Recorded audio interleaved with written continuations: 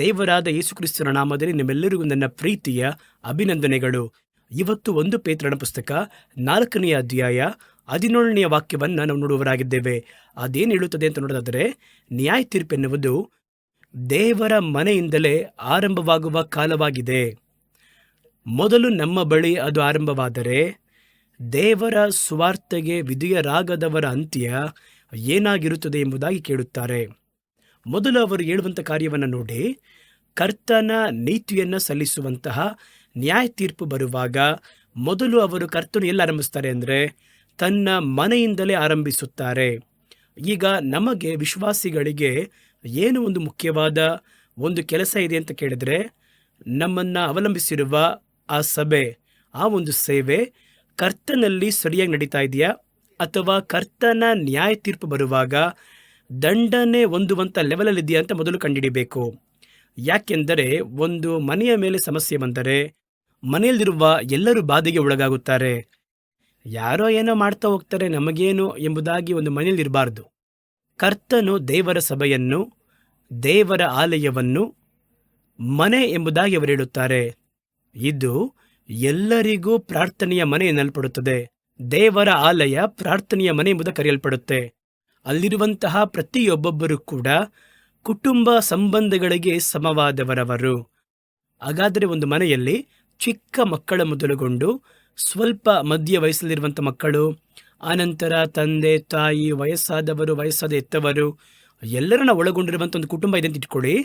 ಆ ಒಂದು ಕುಟುಂಬದ ಮೇಲೆ ಒಂದು ಸಮಸ್ಯೆ, ಒಂದು ದೊಡ್ಡ ಬಡ್ಡಿಗೆ ಸಾಲವನ್ನು ಪಡೆದು ಸಾಲಗಾರರು ಬಂದು ಗದರಿಸ್ತಾರೆ, ಪೊಲೀಸ್ನಲ್ಲಿ ಬರೆದು ಕೊಟ್ಟಿರೋರಾಗಿರ್ತಾರೆ. ಆ ಮನೆಯಲ್ಲಿರುವವರು ಎಲ್ಲರಿಗೂ ಅದರ ಒಂದು ಬಾಧೆ ಉಂಟಾಗುತ್ತದೆ. ನಮಗೇನು ಯಾರು ಸಾಲ ತಗೊಂಡಿದ್ದಾರೋ ಅವ್ರು ತಾನೇ ಅದ್ರ ಬಗ್ಗೆ ಚಿಂತೆ ಮಾಡಬೇಕು. ನಾವು ಯಾಕೆ ಇದರಲ್ಲಿ ಏನು ಉತ್ತರ ಕೊಡಬೇಕು?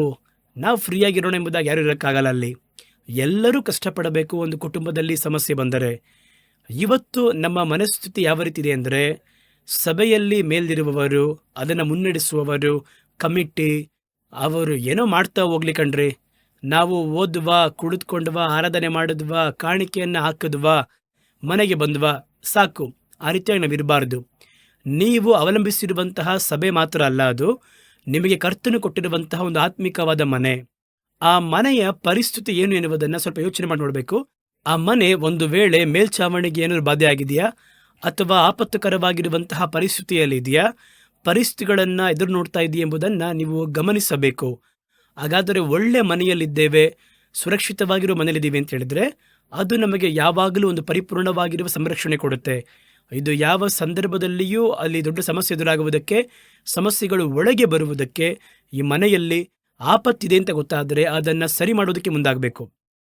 ಹಾಗಾದರೆ ನಾವು ಅವಲಂಬಿಸಿರುವಂತಹ ಮನೆಯ ಕುರಿತಾಗಿ ಗಮನ ಹರಿಸಬೇಕು. ನಾವು ಅವಲಂಬಿಸಿರುವಂತಹ ಸಭೆಯ ಕುರಿತಾಗಿ ಗಮನವಾಗಿರಬೇಕು. ಒಂದು ಸಭೆಯ ಮೇಲೆ ಕರ್ತನ ನ್ಯಾಯ ತೀರ್ಪು ಬರುವಾಗ, ಕರ್ತನ ಕೋಪಾಗ್ನಿ ಎನ್ನುವುದು ಒಂದು ದೇಶದ ಮೇಲೆ ಪ್ರಕಟವಾಗುವಾಗ ಮೊದಲು ಆ ನ್ಯಾಯ ತೀರ್ಪು ಎಲ್ಲಿ ಆರಂಭವಾಗುತ್ತೆ ಅಂತ ಕೇಳಿದ್ರೆ ಕರ್ತನ ಮನೆಯಿಂದ ಆರಂಭವಾಗುತ್ತೆ. ಹಾಗಾದರೆ ಅವರೆಷ್ಟು ನ್ಯಾಯವಾಗಿ ಹೇಳ್ತಾರೆ ನೋಡಿ, ನನ್ನ ಮನೆ ಎನ್ನುವುದಕ್ಕಾಗಿ ನಾನು ಪಕ್ಷಪಾತ ನೋಡುವುದಿಲ್ಲ. ಇವರು ನನ್ನನ್ನು ಆರಾಧಿಸುತ್ತಾರೆ, ನನ್ನ ಜನಗಳು. ಎಷ್ಟೋ ಮಂದಿ ಹೊರ ಪ್ರಪಂಚದಲ್ಲಿ ಪಾಪ ಮಾಡುವಾಗ ಇವರು ಅಲ್ಲಿ ಸಭೆಯಲ್ಲಿ ಕೂಡಿ ಆರಾಧನೆ ಮಾಡ್ತಾರೆ. ಆದ್ದರಿಂದ ನಾನು ಅವರ ಮೇಲೆ ಪಕ್ಷಪಾತ ಮಾಡೋದಿಲ್ಲ. ನ್ಯಾಯ ಎನ್ನುವುದು, ನೀತಿ ಎನ್ನುವುದು ಎಲ್ಲರಿಗೂ ಸಮವೇ. ಅದರಲ್ಲೂ ವಿಶೇಷವಾಗಿ ನಾನೇನು ಮಾಡ್ತೀನಿ ಅಂತ ಹೇಳಿದ್ರೆ, ಒಂದು ನ್ಯಾಯ ತೀರ್ಪನ್ನು ಕೊಡುವಂತಹ ವೇಳೆ ಬರುವಾಗ ಅದನ್ನು ಮೊದಲು ನನ್ನ ಮನೆಯಲ್ಲಿಯೇ ಆರಂಭ ಮಾಡುತ್ತೇನೆ. ನನ್ನ ಮನೆ ಮೊದಲು ಯಾವ ರೀತಿ ಇದೆ, ನನ್ನ ಮನೆಯನ್ನು ನಾನು ಸರಿಪಡಿಸಿದ ನಂತರವೇ ದೇಶದ ಮೇಲೆ ಒಂದು ದಂಡನೆಯನ್ನು ಕೊಡಲು ಸಾಧ್ಯ. ಇಲ್ಲದಿದ್ದರೆ ಸೈತನ ತಪ್ಪೋರಿಸ್ತಾನೆ. ಅವನೇನು ಮಾಡ್ತಾನೆ, ದೇಶಕ್ಕೆ ಒಂದು ನೀತಿ, ನಿಮ್ಮ ಸಭೆಗೆ ಒಂದು ನೀತಿನಾ? ಸಭೆಯಲ್ಲಿ ನೋಡಿ ಅದೇ ಪಾಪತೆ ನಡೀತಾ ಇದೆ. ಹೊರಗೆ ಏನೆಲ್ಲ ತಪ್ಪು ಮಾಡ್ತಾ ಇದ್ದಾರೋ ಅದೇ ರೀತಿ ತಪ್ಪುಗಳು ಸಭೆಯಲ್ಲಿ ನಡೀತಾ ಇದೆ, ಸೇವೆಯ ಒಳಗೆ ನಡೀತಾ ಇದೆ. ಹಾಗಾದರೆ ಇವರನ್ನು ನೋಡಿ ನೀವು ದಂಡಿಸ್ತಾ ಇದ್ದೀರಾ, ಅವರನ್ನು ಮಾತ್ರ ನೀವು ದಂಡಿಸ್ತಾ ಇಲ್ಲ. ನಾನು ಒಂದು ನ್ಯಾಯಾಧೀಶನಂತೆ ಇದ್ದು ಒಂದು ನ್ಯಾಯ ತೀರ್ಪನ್ನು ಹೇಳಬೇಕು, ಒಂದು ಜಜ್ಮೆಂಟ್ ಕೊಡಬೇಕು ಅಂತ ಹೇಳಿದರೆ ಮೊದಲು ನನ್ನ ಕಡೆ ಸರಿಯಾಗಿರಬೇಕು. ಆ ರೀತಿ ಇಲ್ಲದಿದ್ದರೆ ಅಲ್ಲಿ ತಪ್ಪು ಹೊರಿಸುವನಲ್ಲಿ ಹೇಳ್ತಾನೆ, ಅಯ್ಯ ನಿಮ್ಮ ಮನೆಯಲ್ಲಿ ಇದೇ ರೀತಿ ಸಮಸ್ಯೆ ಇದೆಯಲ್ಲ, ನೀವು ನನ್ನ ನ್ಯಾಯ ವಿಚಾರಿಸಕ್ಕೆ ಬರ್ತಾ ಇದ್ದಾರೆ ಎಂಬುದಾಗಿ ಅವನು ಹೇಳಿ ಅಂದ್ರೆ ಅನ್ಕೋತಾನೆ. ಅದೇ ರೀತಿ ಮೊದಲು ನಾನು ನ್ಯಾಯ ತೀರ್ಪನ್ನು ಸಲ್ಲಿಸಬೇಕು ಅಂದರೆ ನನ್ನ ಕಡೆ ಸರಿಯಾಗಿರಬೇಕು. ಆದ್ದರಿಂದ ದೇವರು ಏನು ಮಾಡ್ತಾರೆ ಅಂದರೆ, ಲೋಕಕ್ಕೂ ಭೂಮಿಗೂ ಹೊರ ಜೀವಿತಕ್ಕೂ ಒಂದು ನ್ಯಾಯ ತೀರ್ಪನ್ನು ಕೊಡುವುದಕ್ಕಿಂತ ಮುಂಚಿತವಾಗಿ ತನ್ನ ಕಡೆ ಯಾವ ಒಂದು ಕೊರತೆ ಇಲ್ಲದ ಹಾಗೆ ಮೊದಲು ನ್ಯಾಯ ತೀರ್ಪನ್ನು ತನ್ನ ಮನೆಯಲ್ಲಿಯೇ ಆರಂಭಿಸುತ್ತಾರೆ. ಹಾಗಾದರೆ ಲೋಕಕ್ಕೆ ನ್ಯಾಯ ತೀರ್ಪು ದಂಡನೆಗಳು ಬರುವುದಕ್ಕಿಂತ ಮುಂಚಿತವಾಗಿ ಕರ್ತನ ಮನೆಯ ಮೇಲೆ ಅದು ಬರುತ್ತದೆ. ಹಾಗಾದರೆ ಏನು ಮಾಡಬೇಕು? ನಮ್ಮನ್ನು ಅವಲಂಬಿಸಿರುವಂಥ ಮನೆ, ಒಂದು ವೇಳೆ ನೀವು ಸಭೆಯನ್ನು ನಡೆಸುವಂಥ ಸೇವಕರಾಗಿದ್ದರೆ ನಿಮ್ಮ ಒಂದು ಸಭೆ, ಒಂದು ವೇಳೆ ನೀವು ಆ ಸಭೆಯಲ್ಲಿ ಭಾಗವಹಿಸುವವರಾಗಿದ್ದರೆ ನೀವು ಅವಲಂಬಿಸಿರುವಂತಹ ನಿಮ್ಮ ಮನೆ ದಂಡನೆಗೆ ಅದು ಯೋಗ್ಯವಾಗಿದೆಯಾ ಅಥವಾ ದಂಡನೆಗೆ ದೂರವಾಗಿದೆಯಾ ಎನ್ನುವಂಥದ್ದನ್ನು ಗಮನಿಸಬೇಕು. ಹಲವರ ಮನಸ್ಥಿತಿ ಯಾವ ರೀತಿ ಅಂತ ನೋಡುವುದಾದರೆ, ಏನಾದರೂ ಏನ್ರಿ ಪರವಾಗಿಲ್ಲ, ಯಾರೇನು ಮಾಡಿದ್ರೆ ನಮಗೇನ್ರಿ, ಅವರೊಳಗೆ ಜಗಳ ಅಂದರೆ ಜಗಳ ಆಡ್ಕೊಳ್ಳಿ, ಅವರಲ್ಲಿ ಹೊಡೆದಾಡ್ಕೊತಾರೆ. ಸೇವೆಯ ಕಾರ್ಯಗಳಲ್ಲಿ ಯಾರು ಬಂದು ಎಲ್ಲಿ ಕೂರಬೇಕು ಎನ್ನುವುದನ್ನು ಅವರೇ ತೀರ್ಮಾನಿಸುತ್ತಾರೆ. ಇವರಿಗೂ ಅವರಿಗೂ ಸಮಸ್ಯೆ ಇರುತ್ತೆ, ಅಲ್ಲಿ ಎಲೆಕ್ಷನ್ ಹಿಡಿತಾರೆ, ರಕ್ತ ಸುರಿಸುತ್ತಾರೆ, ಅದೆಲ್ಲ ಅವರೊಳಗೆ ನಡೆಯುತ್ತದೆ. ನಮ್ಗೆ ಯಾಕದೆಲ್ಲ? ಬೈಬಲ್ ತಗೊಂಡು ಭಾನುವಾರ ಆರಾಧನೆಗೆ ಹೋಗೋಣ, ಅಲ್ಲಿ ಹೇಳಲ್ಪಡುವಂತಹ ವಾಕ್ಯವನ್ನು ಓದೋಣ, ಪ್ರೇಯರ್ ಮಾಡೋಣ, ಕಾಣಿಕೆ ಹಾಕೋಣ, ಪ್ರಸಂಗವನ್ನು ಕೇಳೋಣ, ಮನೆಗೆ ಬಂದು ಬಿಡೋಣ. ನೀವು ಅವಲಂಬಿಸಿರುವಂತಹ ಮನೆ ದಂಡನೆಗೆ ಆಸ್ಪದವಾಗಿದ್ದರೆ ಅದು ದಂಡಿಸಲ್ಪಡುವಾಗ ಆ ಮನೆಗೆ ಸಂಬಂಧಪಟ್ಟ ಎಲ್ಲರ ಮೇಲೆ ಆ ಬಾಧೆ ಉಂಟಾಗುತ್ತದೆ. ಒಂದು ಮನೆಯಲ್ಲಿ ನಾವು ಇದ್ವಿ ಅಂತ ಹೇಳಿದ್ರೆ ಆ ಮನೆಗೆ ಒಂದು ದಂಡನೆ ಬರುವುದಾದರೆ, ಆ ಮನೆಯಲ್ಲಿ ಒಂದು ಆಪತ್ತು ಬಂದರೆ ಮನೆಯಲ್ಲಿರುವ ಎಲ್ಲರನ್ನ ಅದು ಬಾಧಿಸುವಂಥದ್ದಾಗಿದೆ. ಹಾಗಾದರೆ ಮೊದಲು ನಾವು ಅವಲಂಬಿಸಿರುವಂತಹ ನಮ್ಮ ಮನೆ, ಆತ್ಮಿಕವಾದ ಮನೆ, ಕರ್ತನು ನಮಗೆ ಕೊಟ್ಟಿರುವಂತಹ ಮನೆ, ದೇವರ ಸಭೆ, ಅದನ್ನು ದೇವರು ನನ್ನ ಮನೆ ಎಂಬುದಾಗಿ ಕರೆಯುತ್ತಾರೆ. ನನ್ನ ಮನೆ, ನನ್ನ ಆಲಯ ಎಲ್ಲರಿಗೂ ಪ್ರಾರ್ಥನೆಯ ಮನೆ ತಿಳಿಸಲ್ಪಡುತ್ತೆ. ಹಾಗಾದರೆ ಮನೆ ಎಂಬುದಾಗಿ ದೇವರಲ್ಲಿ ಅಂಗೀಕಾರ ಮಾಡ್ತಾರೆ. ಸಭೆ ಅಂದರೆ ಬೇರೆ, ವಿಶ್ವಾಸಿಗಳು ಬರ್ತಾರೆ ಹೋಗ್ತಾರೆ, ಅದು ಬೇರೆ. ಕರ್ತನು ಸಭೆಯನ್ನು ಮನೆ ಎಂಬುದಾಗಿ ಹೇಳಿದರೆ ಅದರಲ್ಲಿರುವವರೆಲ್ಲರೂ ಕೂಡ ಆ ಮನೆಯ ಭಾಗಿಗಳಾಗಿ ಆಗ್ತೀವಿ, ಒಂದು ಕುಟುಂಬವಾಗಿ ಮಾರ್ಪಡ್ತೀವಿ. ಇದು ಒಂದು ಆತ್ಮಿಕವಾದ ಕುಟುಂಬ. ನಾವು ಇರುವಂತಹ ಮನೆ ಎನ್ನುವಂಥದ್ದು ಒಂದು ಶಾರೀರಿಕವಾಗಿರುವ ಕುಟುಂಬ, ತಂದೆ, ತಾಯಿ, ತಾತ, ಅಜ್ಜಿ, ಈ ರೀತಿಯಾಗಿ. ಆದರೆ ನಮಗೆ ಮತ್ತೊಂದು ಸ್ಪಿರಿಚುವಲ್ ಆಗಿರುವಂಥ ಒಂದು ಕುಟುಂಬವೇ ದೇವರ ಸಭೆ. ಅದು ದೇವರ ಮನೆ ಎಂಬುದಾಗಿ ಹೇಳಲ್ಪಡಬೇಕಾದರೆ ನಮ್ಮೆಲ್ಲರನ್ನ ದೇವರು ತನ್ನ ಕುಟುಂಬದ ಅಂಗಗಳಾಗಿ ತೆಗೆದುಕೊಂಡಿದ್ದಾರೆ. ಹಾಗಾದರೆ ನಮ್ಮನ್ನು ಅವಲಂಬಿಸಿರುವಂಥ ಸಭೆ ನ್ಯಾಯ ತೀರ್ಪಿಗೆ ಸೀಮಿತವಾದ ಸಭೆಯ, ದಂಡನೆಗೆ ತಕ್ಕ ಸಭೆಯಾಗಿದೆಯಾ ಎನ್ನುವುದರಲ್ಲಿ ಗಮನವನ್ನು ಹರಿಸಬೇಕಾಗಿರುವುದು ಅಗತ್ಯ. ಮೊದಲ ಕಾರ್ಯವನ್ನು ನಾವು ನೋಡುವುದಾದರೆ, ಒಂದು ಸಭೆಯಾದದ್ದು ಬಾಧಿಸಲ್ಪಡುವುದಕ್ಕೆ ಕರ್ತನ ನ್ಯಾಯ ತೀರ್ಪು ಬರುವಾಗ ಅದು ಆ ಸಭೆಯ ಮೇಲೆ ಆ ನ್ಯಾಯ ತೀರ್ಪು ಬರುವುದಕ್ಕೆ ಏನೆಲ್ಲ ಕಾರ್ಯಗಳು ಕಾರಣವಾಗಿದೆ ಅಂತ ನೋಡಬೇಕು. ನಮ್ಮಲ್ಲಿ ಹಲವರು ಅಂದುಕೊಳ್ಳುತ್ತೇವೆ, ಒಂದು ಸಭೆಯಲ್ಲಿ ಭಾಗಿಯಾಗಿರಬೇಕಾದ್ರೆ ನಮಗೆ ಯಾವ ಸಮಸ್ಯೆ ಬರಲ್ಲ, ನಾವು ಸುರಕ್ಷಿತವಾಗಿದ್ದೀವಿ ಅಂತ. ಆದರೆ ನೀವು ನಂಬಿ ಅವಲಂಬಿಸಿರುವಂತಹ ಸಭೆ ನಿಜವಾಗಿಯೂ ಸುರಕ್ಷಿತವಾದದ್ದೇನಾ? ಕರ್ತನ ಕೋಪಾಗ್ನಿ ಬರುವಾಗ ನಿಮ್ಮನ್ನು ತಪ್ಪಿಸತಕ್ಕ ಹಾಗೆ ಒಂದು ಆಶ್ರಯ ಪಟ್ಟಣದ ಹಾಗೆ ನಿಮ್ಮ ಸಭೆ ಇದೆಯಾ ಎನ್ನುವುದನ್ನು ನೀವು ಗಮನಿಸಬೇಕಾಗಿರುವುದು ಅಗತ್ಯ. ಯಾವಾಗಲೂ ಒಂದು ನ್ಯಾಯ ತೀರ್ಪು ಬರುವುದಾದರೆ ಅದು ಮೊದಲು ದೇವರ ಮನೆಯಿಂದ ಆರಂಭವಾಗುತ್ತೆ. ಆಗಾಗ ನಾವು ಓದುವಂತಹ ಒಂದು ಭಾಗವೇ ಎಹೆಜ್ಕೇಲ್ ಪ್ರವಾದನೆಯ ಗ್ರಂಥ 9ನೇ ಅಧ್ಯಾಯ 6ನೇ ವಾಕ್ಯ. ಅದರಲ್ಲಿ 5ನೇ ವಾಕ್ಯ ಈ ರೀತಿಯಾಗಿ ಹೇಳುತ್ತದೆ, ಅನಂತರ ಅವರು ನನ್ನ ಕಿವಿಗಳು ಕೇಳುವ ಹಾಗೆ ಪರಲೋಕದಲ್ಲಿ ಹೋಗಿ ಎಜೆಕೇಲ್ ನಿಲ್ಲುತ್ತಾರೆ. ಅಲ್ಲಿ ಕರ್ತನ ನ್ಯಾಯಾಸನ ಸಂಘದಲ್ಲಿ ದೇವರು ಕೂತಿದ್ದಾರೆ, ಸಿಂಹಾಸನದಲ್ಲಿ ಪಕ್ಕದಲ್ಲಿ ಹಿರಿಯರು ಇದ್ದಾರೆ, ದೇವದೂತರುಗಳು ಎಲ್ಲ ಇದ್ದಾರೆ, ಸಭೆ ಕೂಡಿದೆ. ಆಗ ಕರ್ತನು ಇವರು ಹೋಗಿ ಅಲ್ಲಿ ನಿಂತು ನೋಡ್ತಾ ಇದ್ದಾರೆ. ಅದರಲ್ಲಿ ಕರ್ತನು ನನ್ನ ಕಿವಿಗಳು ಕೇಳುವ ಹಾಗೆ ಉಳಿದವರನ್ನ ನೋಡಿ, ನೀವು ಇವನ ಹಿಂದೆ ನಗರ ಪೂರ್ತಿಯಾಗಿ ಹೋಗಿ ಸಂಹರಿಸಿರಿ ಅಂತ ಹೇಳ್ತಾರೆ. ಕರ್ತನು ನಿಮ್ಮನ್ನು ಕರೀತಾ ಇದ್ದಾರೆ. ಸಂಹಾರ ದೂತರು ಬರುತ್ತಾರೆ ಅವರ ಮುಂದೆ.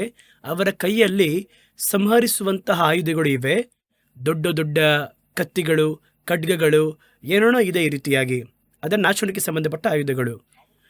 ಅವರನ್ನು ನೋಡಿ ದೇವರು ಹೇಳುತ್ತಾರೆ, ನೀವು ನಗರ ಪೂರ್ತಿಯಾಗಿ, ಯೆರೂಸಲೇಮ್ ನಗರ ಪೂರ್ತಿಯಾಗಿ ಒಳಗೆ ಹೋಗಿ ಕತ್ತರಿಸಿರಿ ಅಂತ ಹೇಳ್ತಾರೆ. ನಿಮ್ಮ ಕಣ್ಗಳಿಗೆ ಯಾರು ತಪ್ಪಿಸದ ಹಾಗೆ ನೀವು ಕರುಣೆ ತೋರಿಸದೇ ಇದ್ದು ವೃದ್ಧರನ್ನಾಗಲಿ, ಯಾಕೆಂದರೆ ಯೆರೂಸಲೇಮ್ ಎನ್ನುವಂಥದ್ದೇ ದೇವರಿಂದ ಬೇರ್ಪಡಿಸಲ್ಪಟ್ಟಂತಹ ದೇವರ ನಗರ. ಅದರಲ್ಲಿ ಮಾಡುವಂತಹ ಪಾಪಗಳು, ಅದರಲ್ಲಿರುವಂತಹ ಅಕ್ರಮಗಳು, ಪ್ರಧಾನವಾಗಿ ಹೇಳಲ್ಪಡುತ್ತದೆ. ಆ ಆಲಯವನ್ನು ಇಟ್ಟುಕೊಂಡು ಅವರು ಮಾಡುವಂತಹ ಪಾಪಗಳು ಅಳತೆ ಇಲ್ಲದ್ದು. ಜನಗಳನ್ನು ಯಾಮಾರಿಸುವುದಕ್ಕೂ ವಂಚಿಸುವುದಕ್ಕೂ ಆಲಯವನ್ನು ಒಂದು ಉಪಕರಣವಾಗಿ ಉಪಯೋಗಿಸಿದರು. ಆಲಯದ ಒಳಗೆ ಎಲ್ಲ ದುಷ್ಟತ್ವ ನಡೀತಾ ಇತ್ತು. ಕರ್ತನು ನೋಡಿದ್ರು ದೇವಾಲಯ ಹೆಸರನ್ನು ಇಟ್ಟುಕೊಂಡು ಎಷ್ಟೊಂದು ತಪ್ಪುಗಳನ್ನು ಮಾಡ್ತಾ ಇದ್ದಾರೆ ಎಂಬುದಾಗಿ ಕರ್ತನ ನ್ಯಾಯ ತೀರ್ಪನ್ನು ಆ ನಗರದ ಮೇಲೂ ದೇವಾಲಯದ ಮೇಲೂ ಕಳುಹಿಸುತ್ತಾರೆ. ಆ ದೃಶ್ಯವೇ ಹೇಳ್ತಾ ಇದೆ. ಹಾಗಾದರೆ ದೇವರು ಹೇಳುತ್ತಾರೆ, ನನ್ನ ನ್ಯಾಯ ತೀರ್ಪನ್ನು ನಾನು ಈ ನಗರದ ಮೇಲೆ ಕಳುಹಿಸುತ್ತೇನೆ. ನೀವು ನಗರದಲ್ಲಿರುವಂತಹ ಹಿರಿಯರನ್ನಾಗಿರ್ಬೋದು, ಬಹಳ ಮಂದಿ ಹೇಳ್ತಾರೆ ಪಾಪ ಕಂಡ್ರೆ ವಯಸ್ಸಾದವರು ಬಿಟ್ಬಿಡಿ ಅಂತ ಹೇಳ್ತಾರೆ. ಆದರೆ ನ್ಯಾಯ ತೀರ್ಪು ಅಂತ ಬಂದರೂ ವಯಸ್ಸಾದರೂ ಬಿಡಲ್ಲ. ಅದು ಎಷ್ಟು ವೃದ್ಧರಾಗಿದ್ದರೂ ಪಾಪ ಕ್ಷಮಿಸಲ್ಪಡದೆ ಒಂದು ವೇಳೆ ಇದ್ದರೆ ನ್ಯಾಯ ತೀರ್ಪು ಅವರನ್ನು ಬಿಡೋದಿಲ್ಲ. ಮತ್ತೊಬ್ಬರು ಮನುಷ್ಯನ ಹಾಗೆ ಮಾತಾಡಬೇಕಾದ್ರೆ, ಅಯ್ಯೋ ಪಾಪ ದೊಡ್ಡವರು, ವಯಸ್ಸಾದವರು, ನಿಲ್ಲ ಕೂಡ ಆಗ್ತಾ ಇಲ್ಲ, ಅವ್ರನ್ನೂ ತಳ್ತಾ ಇದ್ರಲ್ಲ ಎಂಬುದಾಗಿ ಹೇಳ್ತಾರೆ. ಸತ್ಯವೇದ ಹೇಳುತ್ತೆ, ಒಬ್ಬನು ಪಾಪಕ್ಕೆ ಸಂಬಂಧಪಟ್ಟವನಾಗಿದ್ದರೆ ವಯಸ್ಸು ಎನ್ನುವುದು ಒಂದು ಸಮಸ್ಯೆ ಅಲ್ಲ. ವೃದ್ಧನಾಗಿರ್ಬೋದು, ಯೌವನಸ್ಥನಾಗಿರ್ಬೋದು, ಕನ್ನಿಕೆಯರಾಗಿರ್ಬೋದು, ಮಕ್ಕಳಾಗಿರಲಿ, ಸ್ತ್ರೀಯರಾಗಿರಬಹುದು, ಸಂಹರಿಸಿ ಹಾಕಿರಿ. ಯಾವಾಗಲೂ ಸ್ತ್ರೀಯರ ಮೇಲೆ ಒಂದು ಪಶ್ಚಾತ್ತಾಪ ಇರುತ್ತೆ ಎಲ್ಲರಿಗೂ. ಅವರು ಬಲಹೀನತೆವಾಗಿರುವ ಪಾತ್ರೆ, ನೋಡ್ರಪ್ಪ ಇಲ್ಲಿ ಸ್ತ್ರೀಯರಿದ್ದಾರೆ ಎಂಬುದಾಗಿ ಹೇಳ್ತಾರೆ. ಅವರಿಗೆ ಸಂರಕ್ಷಣೆ ಕೊಡುವುದಕ್ಕೆ ಪ್ರಯತ್ನ ಮಾಡ್ತೀವಿ. ಆದರೆ ನ್ಯಾಯ ತೀರ್ಪು ಬರುವಾಗ ಅದು ಸ್ತ್ರೀಯರನ್ನು ಗುರಿ ಮಾಡಿ ಬರುತ್ತದನ್ನು ಗಮನಿಸಬೇಕು. ಸಂಹರಿಸಿ ಕೊಲೆಗೈಯರಿ. ಈ ಪಟ್ಟಣದಲ್ಲಿ ಕರ್ತನ ಜನಗಳು ಎನ್ನುವಂತಹ ಗುರುತು ಹಾಕಲ್ಪಟ್ಟಿರುವ ಒಬ್ಬರನ್ನು ಬಿಡಬೇಡಿರಿ. ನನ್ನ ಪರಿಶುದ್ಧ ಸ್ಥಳದಲ್ಲಿ ಈ ಒಂದು ಕಾರ್ಯವನ್ನು ಆರಂಭಿಸಿರಿ ಎಂಬುದಾಗಿ ನನ್ನ ಕಿವಿಗಳು ಕೇಳುವ ಹಾಗೆ ಹೇಳಿದರು. ಈ ಸಂಹಾರವನ್ನು ನೀವು ಆರಂಭಿಸುವಾಗ ಎಲ್ಲಿ ಆರಂಭಿಸಬೇಕು ಅಂದರೆ, ನನ್ನ ಮನೆಯಲ್ಲಿ, ನನ್ನ ಪರಿಶುದ್ಧ ಸ್ಥಳದಲ್ಲಿ ಇದನ್ನು ಆರಂಭಿಸಿರಿ. ಇಲ್ಲಿ ಆರಂಭಿಸಿ ಮುಗಿಸಿ ಅನಂತರ ಪಟ್ಟಣದ ಒಳಗೆ ಹೋಗ್ರಿ. ಆ ರೀತಿಯಾಗಿ ದೇವರು ಹೇಳುತ್ತಾರೆ. ಇದನ್ನೇ ಅಲ್ಲಿ 1 ಪೇತ್ರ 4:17 ಪೇತ್ರನು ಹೇಳುವಾಗ ನ್ಯಾಯ ತೀರ್ಪು ದೇವರ ಮನೆಯಿಂದ ಆರಂಭವಾಗುವ ಕಾಲವಾಗಿದೆ ಎಂಬುದಾಗಿ ನಮಗೆ ಎಚ್ಚರಿಸಿ ಹೇಳುತ್ತಾರೆ. ಹಾಗಾದರೆ ಸಭೆಯಲ್ಲಿ ಯಾತರಿಂದ ಈ ನ್ಯಾಯ ತೀರ್ಪು ಬರುವುದಕ್ಕೆ ಆಸ್ಪದಗಳು, ಸಾಧ್ಯತೆಗಳು ಉಂಟು? ಯಾವ ರೀತಿಯಾಗಿರುವ ಕೊರತೆಗಳು, ಯಾವ ಪಾಪಗಳು ಒಳಗಿದ್ದರೆ ಕರ್ತನ ನ್ಯಾಯ ತೀರ್ಪು ಆ ಸಭೆಯ ಮೇಲೆ ಬಲಗೊಳ್ಳುತ್ತದೆ ಎನ್ನುವಂಥದ್ದನ್ನು ಸತ್ಯವೇದ ನಮಗೆ ತೋರಿಸುತ್ತದೆ. ಮೊದಲ ಕಾರ್ಯ, ಒಂದು ಸಭೆಯಾದದ್ದು ಒಳಿತನ್ನು ತ್ಯಜಿಸಿ ಕೆಟ್ಟದ್ದನ್ನು ಹಿಂಬಾಲಿಸುವಾಗ, ಒಳ್ಳೆಯದನ್ನು ಮಾಡುವುದನ್ನು ಹುಡುಕದೇ ಇರುವಾಗ ಆ ಸಭೆಯ ಮೇಲೆ ದೇವರ ತೀರ್ಪು ಬರುತ್ತದೆ ಎಂಬುದಾಗಿ ಹೋಶಾಯ ಪ್ರವಾದನೆಯ ಗ್ರಂಥ 8ನೇ ಅಧ್ಯಾಯ 3ನೇ ವಾಕ್ಯ ಹೇಳುತ್ತದೆ. ಆದರೂ ಕೂಡ ನನ್ನ ಜನಗಳು ಇಸ್ರಾಯೇಲ್ಯರು ಒಳ್ಳೆಯದನ್ನು ನಿರಾಕರಿಸುತ್ತಾರೆ, ಶತ್ರು ಅವರನ್ನು ಮುಂದುವರಿಯುತ್ತಾನೆ.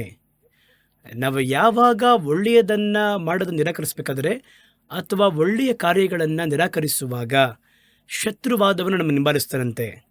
ಶತ್ರು ಕೆಲವೊಂದು ಸಭೆಗಳನ್ನು, ಕುಟುಂಬಗಳನ್ನು, ವೈಯಕ್ತಿಕ ವ್ಯಕ್ತಿಗಳನ್ನು ಹಿಂಬಾಲಿಸುವುದಕ್ಕೆ ಕಾರಣ ಏನು? ನಾವು ಒಳ್ಳೆಯದನ್ನು ನಿರಾಕರಿಸುತ್ತೇವೆ. ಒಳ್ಳೆಯದು ಏನು ಎನ್ನುವಂಥದ್ದನ್ನು ಸತ್ಯವೇದ ನಮಗೆ ಬಹಳ ಹೇಳಿಕೊಟ್ಟಿದೆ. ಒಳ್ಳೆಯ ಆರಾಧನೆ ಎನ್ನುವುದು, ಒಳ್ಳೆಯ ಪ್ರಾರ್ಥನೆ ಎನ್ನುವುದು, ಒಳ್ಳೆಯ ಸೇವೆ ಎನ್ನುವುದು, ಒಳ್ಳೆಯ ಕೃತ್ಯಗಳು ಎನ್ನುವುದು, ಇದೆಲ್ಲ ಸತ್ಯವೇದ ನಮಗೆ ಬಹಳ ಕಲಿಸಿದೆ. ಈ ಒಳಿತಾಗಿರುವ ಕಾರ್ಯವನ್ನು ಬಿಟ್ಟು ಕೆಟ್ಟದ್ದಕ್ಕೆ ತಿರುಗುವಾಗ ಒಂದು ಆರಾಧನೆಯನ್ನೇ, ಒಳ್ಳೆಯ ಆರಾಧನೆಯನ್ನು ಕೆಟ್ಟದ್ದಾಗಿ ಮಾರ್ಪಡಿಸಲು ಸಾಧ್ಯ. ಇವತ್ತು ಸಭೆಗಳಲ್ಲಿ ನೋಡುವುದಾದರೆ ಬರೀ ಶಬ್ದವು ಕೂಗಾಡುವಂಥದ್ದು. ಸತ್ಯವೇದ ಹೇಳುತ್ತೆ, ಕಡೆಯ ಕಾಲದಲ್ಲಿ ಈ ರೀತಿಯಾಗಿ ಕಿರುಚಾಟಗಳು, ನಿಮ್ಮ ಕಿರುಚಾಟಗಳ ಶಬ್ದ ಎಂಬುದಾಗಿ ಬರೆಯಲ್ಪಟ್ಟಿದೆ. ನರಿಗಳು ಕೂಗುತ್ತೆ ನೋಡಿ, ಹೂ ಆ ಅಂತ ಕಿರುಚುತ್ತೆ ನೋಡಿ. ಅದರಲ್ಲಿ ಅಭಿಷೇಕವೂ ಇಲ್ಲ, ಅದರಲ್ಲಿ ದೇವರನ್ನು ಮಹಿಮೆಪಡಿಸುವಂತಹ ಮಹಿಮೆಯೂ ಇಲ್ಲ. ಅದು ಶಾರೀರಿಕವಾಗಿ ನಮಗೆ ಒಂದು ಕಾರ್ಯವನ್ನು, ಒಂದು ಸಂತೋಷವನ್ನು ಕೊಡುವಂಥದ್ದಾಗಿದೆ. ಅದನ್ನು ಆರಾಧನೆ ಎಂಬುದಾಗಿ ನಾವು ಭಾವಿಸಿ ದೇವರ ಆಲಯದಲ್ಲಿ ಆರಾಧನೆಯನ್ನು ಕೆಟ್ಟದ್ದಾಗಿ ಮಾರ್ಪಡಿಸಿದ್ದಾರೆ. ಆರಾಧನೆಯಲ್ಲಿ ಬಹಳ ನೀವು ನೋಡುವುದಾದರೆ 90% ನಮ್ಮ ಶರೀರವನ್ನು ಮೆಚ್ಚಿಸುವಂಥದ್ದಾಗಿ ಇದೆ. ಅದು ಹಾಗೆ ಜಿಗಿದು ಆಡಿ ಪಾಡಿ ರಿಲ್ಯಾಕ್ಸೇಷನ್ ಅಂತ ಇದೆ ಅಂತ ಅನ್ಕೋತಾರೆ. ಅದು ಯಾವ ಹಾಡಾಗಿದ್ದರೂ ಪರವಾಗಿಲ್ಲ, ಹೊರಗಿರುವಂತಹ ಫಿಲಿಮ್ ಸಾಂಗ್ ಇದ್ದರೂ ಕೂಡ ಪರವಾಗಿಲ್ಲ, ಅದನ್ನಿಟ್ಟು ಹಾಡುವಾಗ ನಮಗೆ ಸಂತೋಷವಾಗಿದೆ ಎನ್ನುವಂತಹ ಒಂದು ಕಾರ್ಯ ಇವತ್ತು ಸಭೆಗಳಲ್ಲಿ ಪ್ರವೇಶ ಮಾಡೋದು ನೋಡ್ತೀವಿ ನಾವು. ಆರಾಧನೆಯನ್ನು ಕೆಟ್ಟದ್ದಾಗಿ ಮಾರ್ಪಡಿಸಬಹುದು. ಒಂದು ಪ್ರಸಂಗವನ್ನು ನಾವು ಹೇಳುವಂತಹ ವ್ಯಾಖ್ಯಾನವನ್ನು ತಪ್ಪಾಗಿ ಮಾರ್ಪಡಿಸ್ಬೋದು. ತಪ್ಪಾಗಿರುವ ವ್ಯಾಖ್ಯಾನ, ತಪ್ಪಾಗಿರುವ ಅರ್ಥವನ್ನು ಕೊಟ್ಟು ಒಂದು ಕರ್ತನ ಮಾತಿಗೆ ಉಪದೇಶವನ್ನು ಮಾಡಬೇಕಾದ್ರೆ ಆ ಬೋಧನೆಗಳು ಸುಳ್ಳು ಬೋಧನೆಗಳೆಂಬುದಾಗಿ ಹೇಳುತ್ತದೆ. ತಮಗೆ ಲಾಭ ಉಂಟಾಗಲು ಅದನ್ನು ಕರ್ತನ ವಾಕ್ಯದ ಹಾಗೆ ಪ್ರಸಂಗ ಮಾಡಿ ಜನಗಳನ್ನು ದಾಸರನ್ನಾಗಿ ಮಾಡಿಸಿ ಅವರ ಬಳಿಯಿಂದ ಹೊಗಳಿಕೆಯನ್ನು ಪಡೆಯುವುದಕ್ಕಾಗಿ ಮಾಡಲ್ಪಡುವಂತಹ ಬೋಧನೆಗಳು, ಉಪದೇಶಗಳು ಇವೆಲ್ಲ ಒಳಿತಾಗದನ್ನು ಬಿಟ್ಟು ಕೆಟ್ಟದ್ದನ್ನು ತರುತ್ತದೆ. ಕೆಟ್ಟದ್ದು ಅಂತ ಹೇಳಿದ್ರೆ ಬೇರೆ ಏನೂ ಅನ್ಕೋಬಾರದು ನೀವು. ಒಳ್ಳೆಯದು ಎನ್ನುವುದು ಬೇರೆ ಏನೂ ಇಲ್ಲ. ಕರ್ತನು ನಮಗೆ ಕೊಟ್ಟಿರುವಂತಹ ಏನೇ ಒಂದು ವೇಳೆ ಆಗಿದ್ದರೂ ಕೂಡ ಕರ್ತನು ನಮಗೆ ಕೊಟ್ಟಿರುವಂಥದ್ದೆಲ್ಲವೂ ಒಳ್ಳೆಯದೇ. ಅದು ಒಳಗೆ ಮನುಷ್ಯನಾಗಿ ಸ್ವೀಕರಿಸಬೇಕಾದರೆ ಅದನ್ನು ಕೆಟ್ಟದಾಗಿ ಮಾರ್ಪಡಿಸುವುದಕ್ಕೆ ಅವಕಾಶ ಇದೆ. ಆರಾಧನೆ ಎನ್ನುವಂಥದ್ದು ಅದು ಒಳ್ಳೆಯದು. ಆದರೆ ಮಾನುಷಿಕವಾಗಿ ಮಾಡುವಂತಹ ಶಾರೀರಿಕವಾದ ಆರಾಧನೆ ಕೆಟ್ಟದ್ದು. ಹಾಗಾದರೆ ಆರಾಧನೆಯನ್ನು ಕೆಟ್ಟದಾಗಿ ಮಾರ್ಪಡಿಸ್ಬೋದು. ಉಪದೇಶವನ್ನು, ಒಂದು ವ್ಯಾಖ್ಯಾನವನ್ನು ಕೆಟ್ಟದಾಗಿ ಮಾರ್ಪಡಿಸ್ಬೋದು. ಒಳ್ಳೆಯ ಉಪದೇಶವನ್ನು ಸುಳ್ಳು ಉಪದೇಶವಾಗಿ ಮಾರ್ಪಡಿಸಬಹುದು. ಒಂದು ಪ್ರವಾದನೆಯನ್ನು ಕೆಟ್ಟದಾಗಿ ಮಾರ್ಪಡಿಸ್ಬೋದು. ಒಳ್ಳೆಯ ಪ್ರವಾದನೆಯನ್ನು ಸುಳ್ಳು ಪ್ರವಾದನೆಯಂತೆ ಮಾರ್ಪಡಿಸಬಹುದು. ನಮಗೆ ಹೊರ ತೋರಿಕೆಗೆ ನೋಡಬೇಕಾದ್ರೆ ಸಭೆಯ ಆಕ್ಟಿವಿಟಿ ಥರನೇ ಅದು ಕಾಣಿಸುತ್ತೆ. ಆದರೆ ಅದು ಒಳಗೆ ಗಮನಿಸಿ ನೋಡುವುದಾದರೆ ಅದು ಆತ್ಮದಲ್ಲಿ ಮಾಡಲ್ಪಡದೆ ಶಾರೀರಿಕವಾಗಿ ಕೆಟ್ಟದ್ದಕ್ಕೆ ಆಸ್ಪದವಾಗಿ ಮಾಡಲ್ಪಡುವಂಥವುಗಳು. ಹಾಗಾದರೆ ಜನಗಳು ಏನು ಹೇಳ್ತಾರೆ ಅಂತ ಹೇಳಿದ್ರೆ, ಇದುವೇ ನಮಗೆ ಸಂತೋಷವಾಗಿದೆ, ಇದು ನಮ್ಮ ಶರೀರವನ್ನು ಮೆಚ್ಚಿಸುವಂಥದ್ದಾಗಿದೆ, ಅವರು ಮಾತಾಡುವಂಥದ್ದು ನಮಗೆ ಸಂತೋಷವಾಗಿದೆ, ಅವರು ನಮ್ಮ ಪಾಪದ ಕುರಿತಾಗಿ ಮಾತಾಡುವುದೇ ಇಲ್ಲ, ನಮ್ಮನ್ನು ಬಂದದ್ರಿಂದ ಎಂಕರೇಜ್ ಮಾಡ್ತಾನೆ ಇದ್ದಾರೆ. ಕರ್ತನು ಕಣ್ಣೀರನ್ನು ಒರೆಸ್ತಾರೆ, ಚಿಂತೆಯನ್ನು ನೀಗಿಸ್ತಾರೆ, ನಿಲ್ಲುವುದಕ್ಕೆ ಸಹಾಯ ಮಾಡ್ತಾರೆ, ಸಾಲವನ್ನೆಲ್ಲ ತೀಗಿಸ್ತಾರೆ. ಆದರೆ ನಾವು ಏನು ಮಾಡಿದ್ರೆ ಕರ್ತನದೆಲ್ಲ ಮಾಡ್ತಾರೆ ಅಂತ ಅವ್ರು ಹೇಳಲ್ಲ. ಯಾವ ರೀತಿ ನನ್ನ ಪಾಡಿಗೆ ನನ್ನ ಪಾಪದಲ್ಲೇ ಇದ್ದುಕೊಂಡು ಯಾತ್ರ ಬಗ್ಗೆ ಚಿಂತೆ ಇಲ್ಲದೆ ಸಭೆಗೆ ಮಾತ್ರ ಬಂದರೆ ಕರ್ತನ ಎಲ್ಲವನ್ನ ಮಾರ್ಪಡಿಸ್ಬಿಡ್ತಾರ? ಮೊದಲು ನಾವು ಮಾರ್ಪಡಬೇಕು. ಆದರೆ ಅದನ್ನು ಹೇಳೋದಿಲ್ಲ. ಬಹಳ ಈಗ ಬರುವಂತಹ ಸುದ್ದಿಗಳು, ಸಂದೇಶಗಳನ್ನು ಕೇಳಬೇಕಾದ್ರೆ ಅವರನ್ನು ಒಂದು ಸುಳ್ಳಾಗಿರುವಂತಹ ಪ್ರೇರೇಪಣೆಯನ್ನು ಕೊಟ್ಟು, ಸುಳ್ಳಾಗಿರುವಂತಹ ನಂಬಿಕೆಯನ್ನು ಕೊಟ್ಟು, ಒಂದು ಮೋಟಿವೇಶನಲ್ ಟಾಕ್ ಅಂತ ಹೇಳ್ತಾರೆ ನೋಡಿ, ನಮ್ಮನ್ನು ಬಂದು ಉತ್ಸಾಹ ಮಾಡುವಂತಹ ಧೈರ್ಯಪಡಿಸುವ ರೀತಿಯಲ್ಲಿ, ಈ ತಿಂಗಳಲ್ಲಿ ನಿಮ್ಮ ಸಾಲವೆಲ್ಲ ತೀರುತ್ತೆ, ಈ ತಿಂಗಳು ನೀವು ಜಯವಾಗಿರ್ತೀರಾ, ಈ ತಿಂಗಳು ನಿಮಗೆ ಒಳಿತು ಉಂಟಾಗುತ್ತೆ, ಹಿಂಗೆಲ್ಲ ಹೇಳ್ತಾರೆ. ಒಳಿತು ಬರುತ್ತೆ, ಅದು ತಪ್ಪಲ್ಲ. ಸಾಲ ಎಲ್ಲ ತೀರುತ್ತೆ, ವ್ಯಾಧಿ ಮಾರ್ಪಡುತ್ತೆ.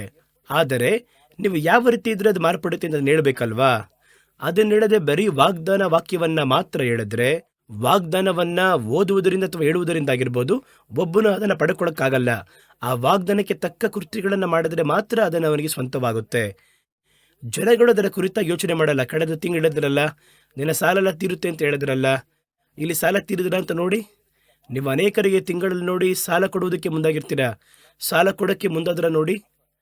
ಹಾಗಾದರೆ ಕರ್ತನ ವಾಗ್ದಾನ, ಕರ್ತನ ಕಾರ್ಯಗಳನ್ನು ಸುಳ್ಳಾಗಿ ಬೆರೆಸಿ ಅಲ್ಲಿ ಮಾಡಲು ಮುಂದಾಗಬಹುದು.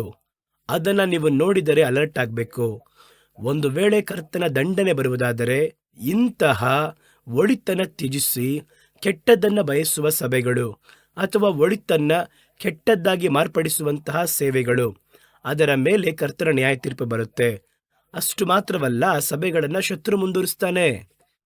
ಸತ್ಯವೇದ ಹಂಗೆ ಹೇಳುತ್ತೆ, ನಿಮಗೆ ಸತ್ಯವೇದದಲ್ಲಿ ನಡೆಸ್ತಾ ಇಲ್ಲ, ಕರ್ತನ ಸತ್ಯದಲ್ಲಿ ನಡೆಸ್ತಾ ಇಲ್ಲ, ಬರೀ ನಿಮ್ಮನ್ನು ಎಂಕರೇಜ್ಮೆಂಟ್ ಮಾತ್ರ ಮಾಡ್ತಾ ಇದ್ದಾರೆ.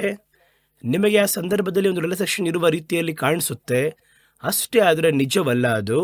ಹಾಗಾದರೆ ಒಳ್ಳೆಯದನ್ನು ತ್ಯಜಿಸಿ ಜನಗಳು ಕೂಡ ಇಂತಹ ಬೋಧನೆಗಳನ್ನೇ ಬಯಸುತ್ತಾರೆ. ಯಾಕೆಂದರೆ ನಮ್ಮ ಜೀವನದಲ್ಲಿ ಅವರು ತಲೆ ಹಾಕಲ್ಲ, ಇದನ್ನು ಮಾಡಬೇಡ ಅದನ್ನು ಮಾಡಬೇಡ ಅಂತ ಹೇಳಲ್ಲ, ನಮಗೆ ಬರೀ ಉತ್ಸಾಹವನ್ನು ಕೊಡುತ್ತಾರೆ. ಹಾಗಾದರೆ ಇದುವೇ ಒಳ್ಳೆಯ ಸಭೆ ಎಂಬುದಾಗಿ ಹಿಂಬಾಲಿಸ್ತೀವಿ. ಸತ್ಯವೇದ ಹೇಳುತ್ತೆ, ಇಂತಹ ಸಭೆಗಳನ್ನು, ಸಭೆಯ ಜನಗಳನ್ನು ಶತ್ರು ಹಿಂಬಾಲಿಸುತ್ತಾನೆ.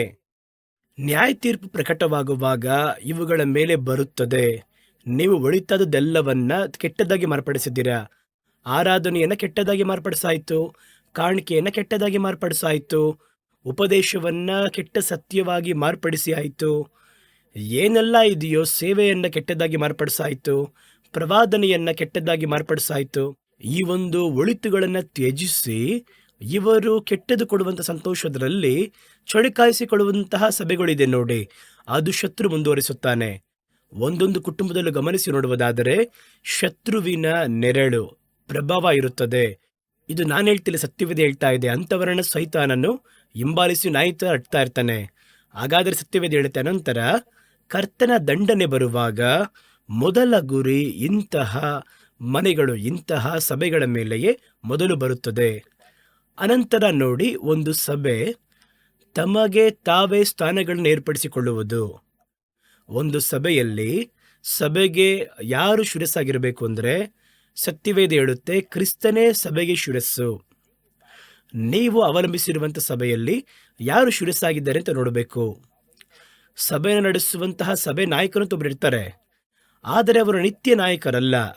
ಇವರು ಯಾರು ಅಂದರೆ, ಕರ್ತನಿಂದ ನೇಮಿಸಲ್ಪಟ್ಟಂತಹ, ಅವರ ಕಟ್ಟಳೆಗಳನ್ನು ದೇವರು ಹೇಳುವಾಗ ಅದನ್ನು ಜನಗಳಿಗೆ ಹೇಳುವವರು. ಆದರೆ ನಿಜವಾದ ನಾಯಕರು ಯಾರು ಅಂತ ಕೇಳಿದ್ರೆ, ಕ್ರಿಸ್ತನೇ ಸಭೆಗಳಿಗೆ ಶಿರಸ್ಸು ಎಂಬುದಾಗಿ ಸತ್ಯವೇದ ಹೇಳುತ್ತೆ. ಹಾಗಾಗಿ ಇಲ್ಲಿ ನಾವು ಸಭೆಯನ್ನ ನಡೆಸುವಂತಹ ಸಭೆಯ ನಾಯಕರುಗಳು ಕ್ರಿಸ್ತನಾಗಿರುವ ಶಿರಸ್ಸಿನ ಬಳಿಯಲ್ಲಿ ಅವರ ನಿಯಂತ್ರಣದಲ್ಲಿ ಮುಂದುವರಿಬೇಕು.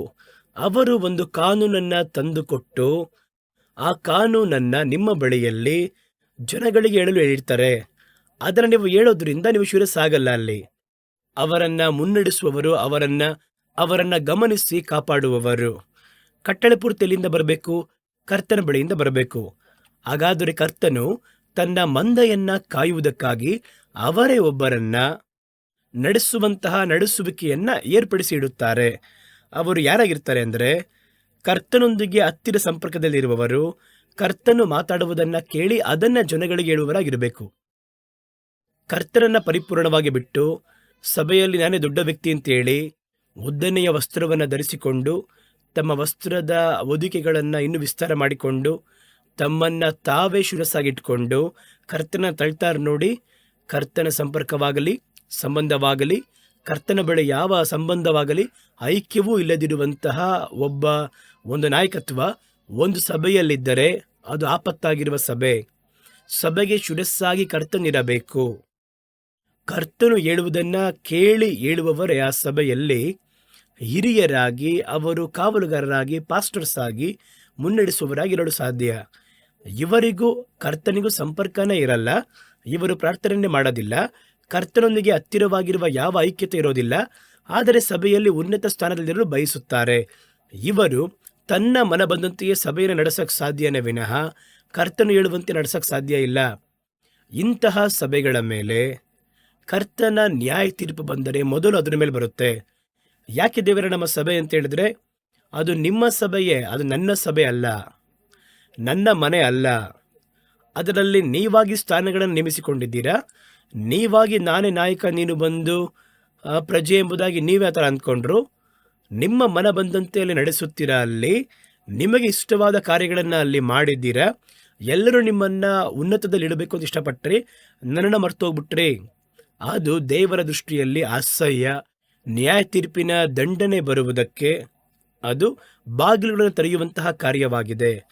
ಹಾಗಾದರೆ ಒಂದು ಸಭೆಯಲ್ಲಿ ನಾವೇನು ನೋಡಬೇಕು ಅಂದರೆ, ಸಭೆಯನ್ನು ನಡೆಸುವ ಹಾಗೆ ದೇವರ ಬಳಿ ಕರುವಿಕೆಯನ್ನು ಹೊಂದಿದವರು ಇದ್ದಾರೆ ನೋಡಿ. ಆ ಒಂದು ಕರುವಿಕೆಯನ್ನು ಹೊಂದಿದವರಿಗೂ ಕರ್ತನಿಗೂ ಹತ್ತಿರದ ಸಂಪರ್ಕ ಇದೆಯಾ ಅಂತ ನೋಡಬೇಕು. ಇವರು ಕರ್ತನ ಬಳಿಯಲ್ಲಿ ಪ್ರಾರ್ಥನೆ ಮಾಡ್ತಾರಾ? ಇವರು ಕೇಳಿದರೆ ದೇವರು ಅವರ ಪ್ರಾರ್ಥನೆಗೆ ಉತ್ತರ ಕೊಡ್ತಾರಾ? ದೇವರು ಕೊಡುವಂತಹ ಆಲೋಚನೆಯನ್ನ ಹೊಂದಲು ಸಾಧ್ಯನಾ? ಇವರು ಆತ್ಮದಲ್ಲಿ ತುಂಬಲ್ಪಟ್ಟವರಾಗಿದ್ದಾರಾ?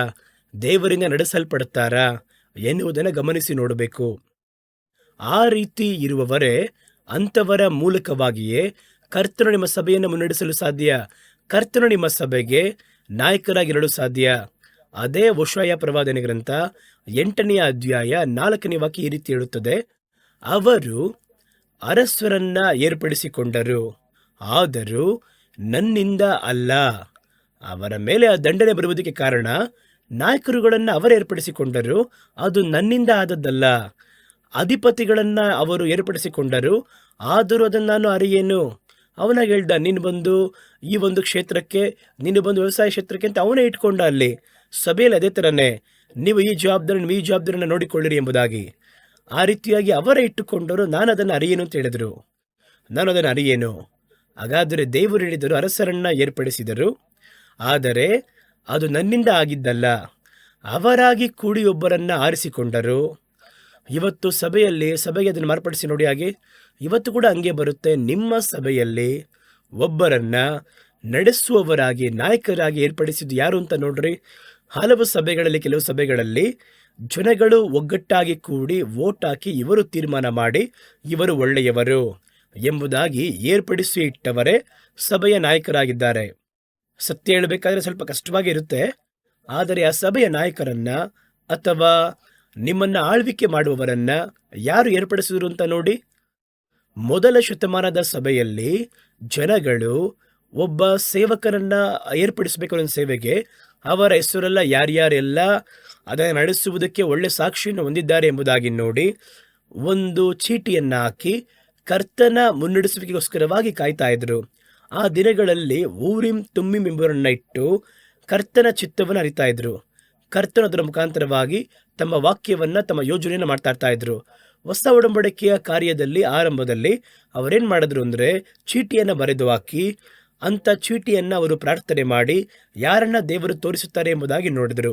ಅವರ ಕಾನ್ಸೆಪ್ಟ್ ಪೂರ್ತಿಯಾಗೇನೆಂದ್ರೆ ದೇವರು ಯಾರನ್ನ ಆರಿಸಿಕೊಂಡಿದ್ದಾರೋ ಅವರೇ ಅದರ ಮೇಲೆ ಅಧಿಕಾರಿಯಾಗಿರಲು ಸಾಧ್ಯ. ಚೀಟಿ ಹಾಕಿದ್ರು ಸರಿ, ಊರಿಂ ತುಮ್ಮಿಂ ಆದರೂ ಸರಿ, ಕರ್ತನು ಯಾರನ್ನ ಆರಿಸಿಕೊಳ್ಳುತ್ತಾರೋ ಅವರೇ ಅದರ ಮೇಲೆ ಇರಬೇಕು ಎಂಬುದಾಗಿ. ಇವತ್ತು ಕರ್ತನನ್ನ ಮರೆತು ಸಭೆಯವರು ಯಾರನ್ನ ಆರಿಸಿಕೊಳ್ಳುತ್ತಾರೋ, ಹಾಗಾದರೆ ಆ ಕಾಲದಲ್ಲಿಯೇ 3,000 ಮಂದಿಗಿಂತ ಅಧಿಕವಾಗಿ ಆ ಸಭೆಯಲ್ಲಿ ಸೇರಿಸಿಕೊಳ್ಳಲ್ಪಟ್ಟವರು ಇದ್ದರು. ಆದರೆ ಸೇವೆಗೆ ಯೂದಾಸ್ ಇದ್ದಂಥ ಸ್ಥಳದಲ್ಲಿ ಇವತ್ತು ಯಾರನ್ನ ನಾವು ಏರ್ಪಡಿಸಬೇಕು ಎನ್ನುವಂತಹ ಒಂದು ಪ್ರಶ್ನೆ ಬಂದಾಗ ಅವರು ಕರ್ತನ ಚಿತ್ತವನ್ನೇ ಹುಡುಕಿದರು. 3,000 ಮಂದಿ ಇದ್ದೀರಪ್ಪ, ಯೂದಾಸ್ ಬದಲು ನಾವು 2-3 ಕ್ಯಾಂಡಿಡೇಟ್ನ ನಿಲ್ಲಿಸಿದ್ದೇವೆ, ಇವರಿಗೆ ಯಾರು ಎಷ್ಟು ಮಂದಿ ಓಟ್ ಹಾಕ್ತೀರಾ ಕೈ ಮೇಲೆತ್ತಿರಿ ಅಥವಾ ಓಟು ಚೀಟಿಯನ್ನು ತಂದು ಹಾಕ್ರಿ ಎಂಬುದಾಗಿ ಯಾರೂ ಕೇಳಲಿಲ್ಲ.